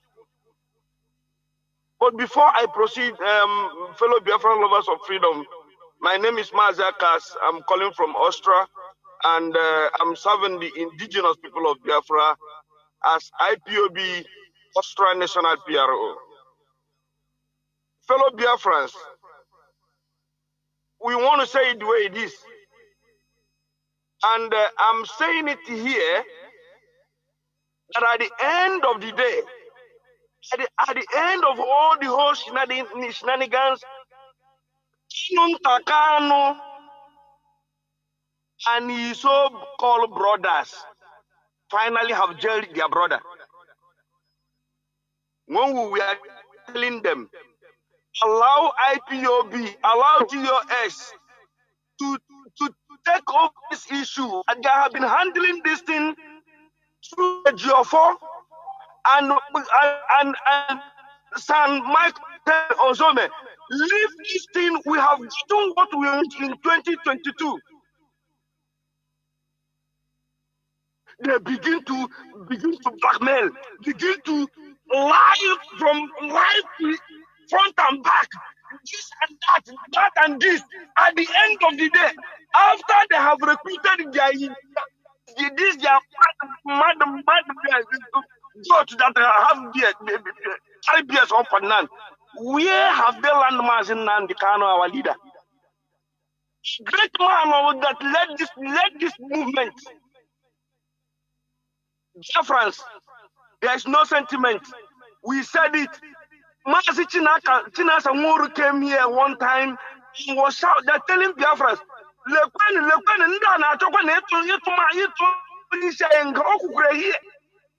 said it. Biafrans, anywhere you see Kanu Takano, Emmanuel Kanu,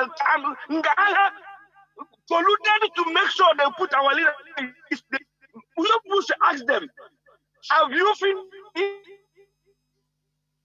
So after collecting all the bribes, meeting the governors, taking money in the name of IPOB, all the rubbish you did, trying to, blackmail the DOS, the men, selfless men that have volunteered their life to lead this movement. You call them names, but today, at the end of the day, the Landru one work on a snow channels. Who's the Canonana? You know many Biafrans that have laid their life down because of our leader, Mazi Nnamdi Kanu. We told you people, happen this thing. Why can't you rally around? Mazi Nnamdi Kanu set up DOS, and he told us, on my absence, anything DOS says goes. Why can't these brothers rally around, stay at the back of the DOS, we come together and march like one movement? All they did was to watch the whole thing. Hey, Mazi, do you know why we are saying this thing? It's not that IPOB, we don't know what to do. Here, we learn from everything that happens to us. We must call a spade, so that tomorrow, if they come out again in this matter, we know exactly what they are looking for. Let them go and rest and allow IPOB to champion how to release our leader. Mazi Nnamdi Kanu remain the leader of this. Remain the leader of this movement. It is our right. It's in our hand to fight to make sure that wherever Kanu Takano and his brothers have landed Mazi Nnamdi Kanu in Sokoto, it is our duty to do anything in our hands to make sure that nothing happens to Mazi Nnamdi Kanu where they have kept him. in the hands of Sultan of Sokoto. What a shame. Naka Sultan of Sokoto. I don't know how this guy is sleeping. I don't know whether they are wherever they are now. How can they sleep? People that knows them should go and tell them that IPOB is not happy what they have done to our leader. But nevertheless, we must continue to do what we're supposed to do to free our leader where their brother have landed in with lies, deceiving our leader. Many of us, this kangaroo injustice said, most of us couldn't eat. Appetite. They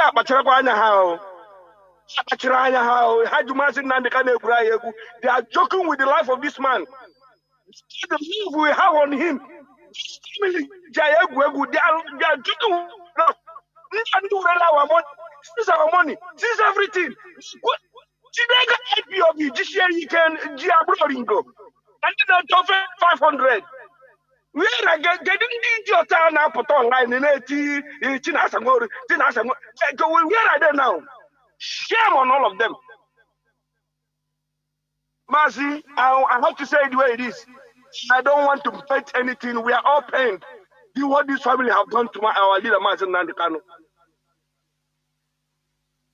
And I want to use this opportunity also to all Biafrans anywhere we are. Just as our leaders have commanded us, protest and all over the world. IPOB should stand up. Let's do things the way we used to do it. Let the world know our leader has been treated with injustice. A law that is not written. Judge Mazi Nnamdi Kanu, an innocent man, a freedom fighter, a prisoner of conscience, a man that went to 10 years. Him extraordinary and mission him back to Nigeria. A crime that Nigerian government committed, and British government kept quiet. Their own citizens kept quiet, colluded with Nigeria until they find opportunity.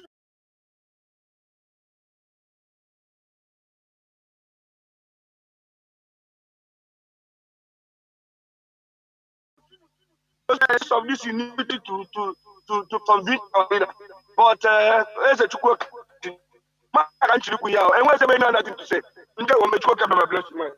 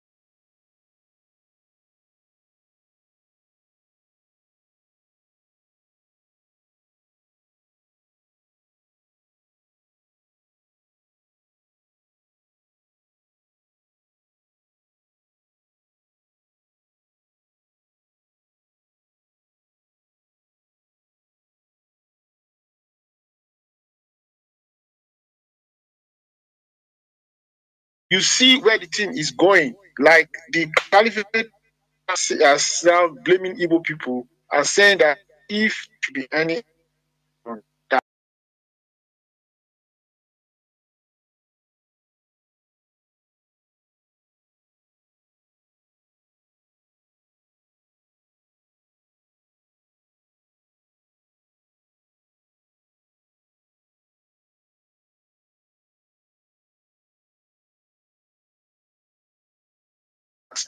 Igbo. And the boss I'm hearing is that they are planning it, just like they were planning in 1960, and they went on generally wrong.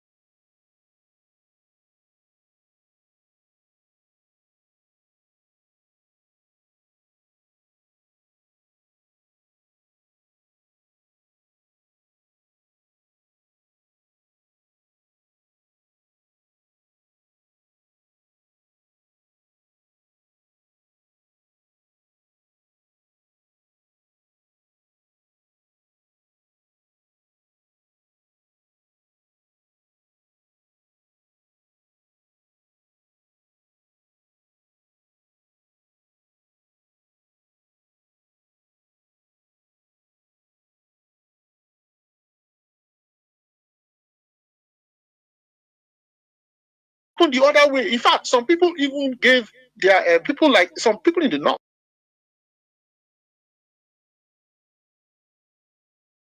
I think like the emir in Kanu or whatever. He gave his word to Juku, and that is why some of our people went back after they had returned to safety in the east. They went back to the north, and then they were now slaughtered. This front to fight the defeat only on paper. And an analyst was it's like share a common enemy. Comes to fighting that enemy, we have proven to be unable to even get together to be able to confront it. Rather, if one group is brave enough to lead the charge, the people will turn around when they see the impending doom. It's rather than break up and fight the fight, they will turn around and then pounce on the indigenous group that was brave enough to lead the charge. That role has been played very perfectly by the Yorubas in the southwest. Of course, the thieves in the middle belt and all these middle belters, they also play their own role to sabotage the effort led by Nzogu and his group. So now that people are speaking about genocide, I really don't want to mix the issues up. This thing is ethnic based. It has a coloration, that's true. But the way I we also see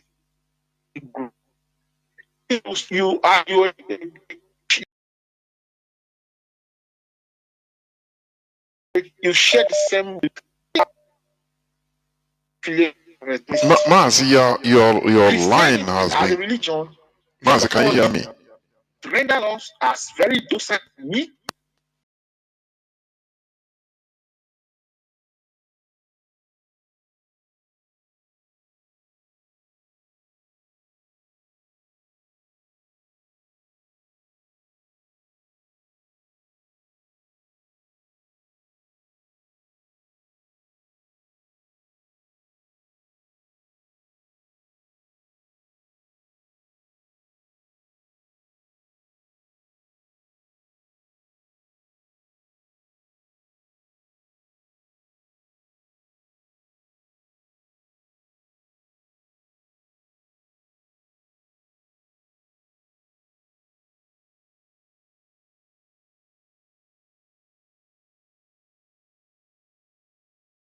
the preaching and the text and everything is something that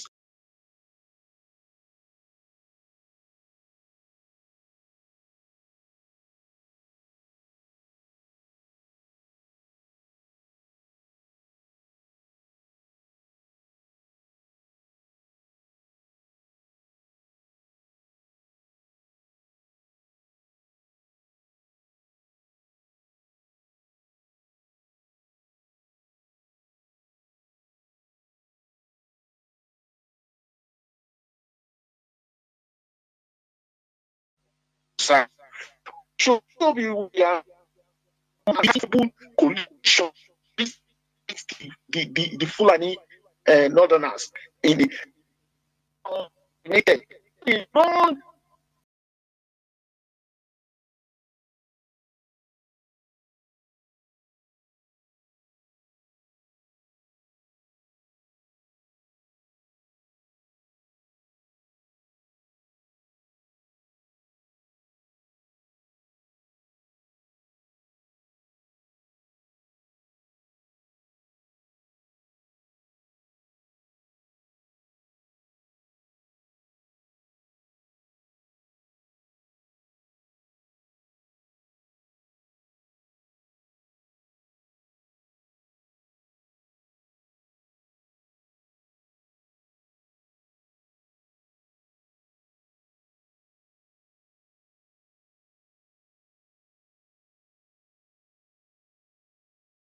It always starts with a step.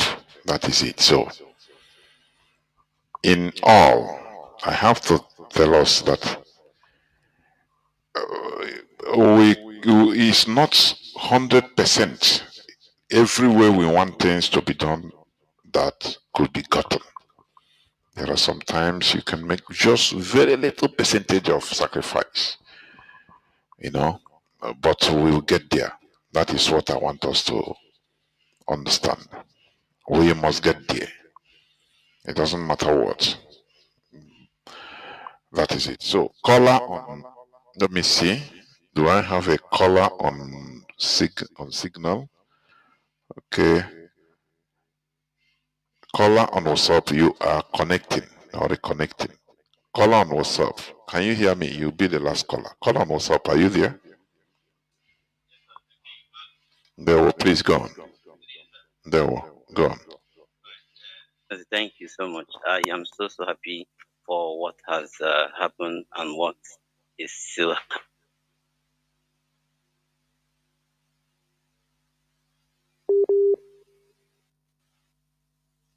Mazi, you are reconnecting. I don't know. Testimony has gotten the people who suck milk, and there are people who chew bone. So it's not like I have a good teeth to chew the bone, but thank God, gracefully enough, I'll fall into those line of those who still trust under Director of State. So something happened a few hours ago. I had a call, and it's a strange number. I was on a call. The call came. Then later I called back again. So I realized that it's one of us. And it was those who have been telling us that the Director of State cannot do anything. So he now was telling me on phone that I want to let you know that it has come to our floor now. Then what do we want to do? I said, I don't understand your question. Why did you call me? Why is it that you're sounding this way? Any problem? They said, am I aware that he's talking to me? The only do is in Sokoto. I said, because I glorify God that one of our auntie this afternoon during the presentation of Mazi, Uncle Alozie, said something. He said that this is the downfall of the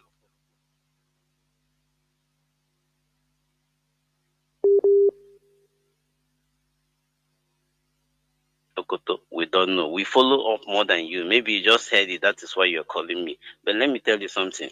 Has it clarified you?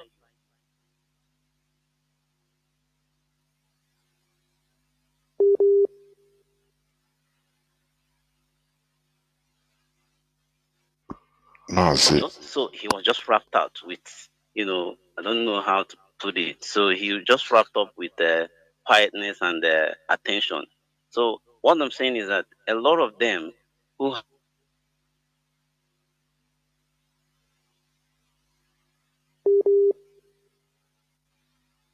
Mazi, you are going and coming. who pulled out that they can.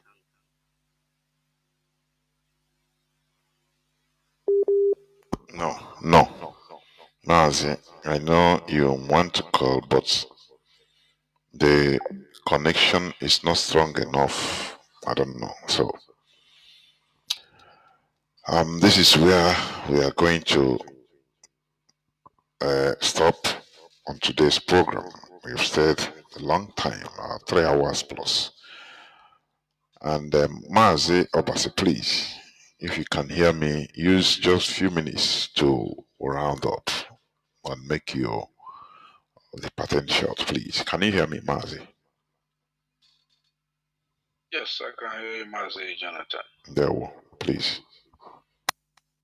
Once again, Biafrans and lovers of freedom, we thank you very much for being here. There is nothing much to say. We spent a lot of time. We hope to come your way again, same time, same place next week. There were Mazi, and Biafrans and lovers of freedom, the same thing. And remember that tomorrow on X Space, Radio Biafra Live, Biafra Regional Affairs, please join us by 5 p.m. Biafra time as usual. And what I'm going to tell us is this, that we should be more zealous we must double our effort because the battle is not yet over. More battles are coming. The Nigerian government, the caliphate, they are battling. They've not seen the type of Biafrans, resilient Biafrans like this, and they will try more and more and more. But at the end, the caliphate must fall. It depends on you and I. We should never fail the second time. That is what I keep on saying. As long as it takes, we must continue fighting this war of intelligence in order for us to liberate ourselves. Thank you for listening. Biafra remains our ideology, Biafra remains our religion, and we must continue until we achieve our goal, which is the restoration of Biafra. Do not be perturbed by the so-called the Sharia they call conviction of Onyendu. IPOB continues, and no leave, no surrender. Thank you for listening. From me, Mazi Jonathan Chinedu, together with Mazi Obasi. It is simply good evening.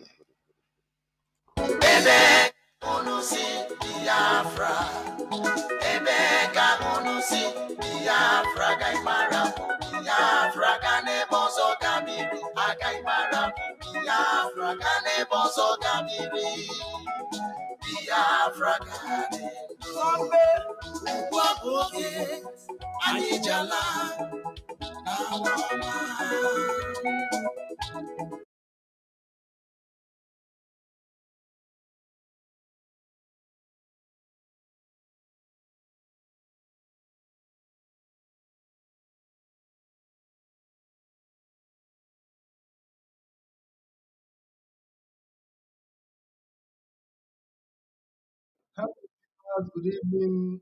Welcome to this day's program, 18th of August 2024. I want to welcome Biafrans all over the world. It is my pleasure to be here. My name remains Mazi Kem Patrick DK, and I want to say welcome to our wonderful program of today on BTV Europe.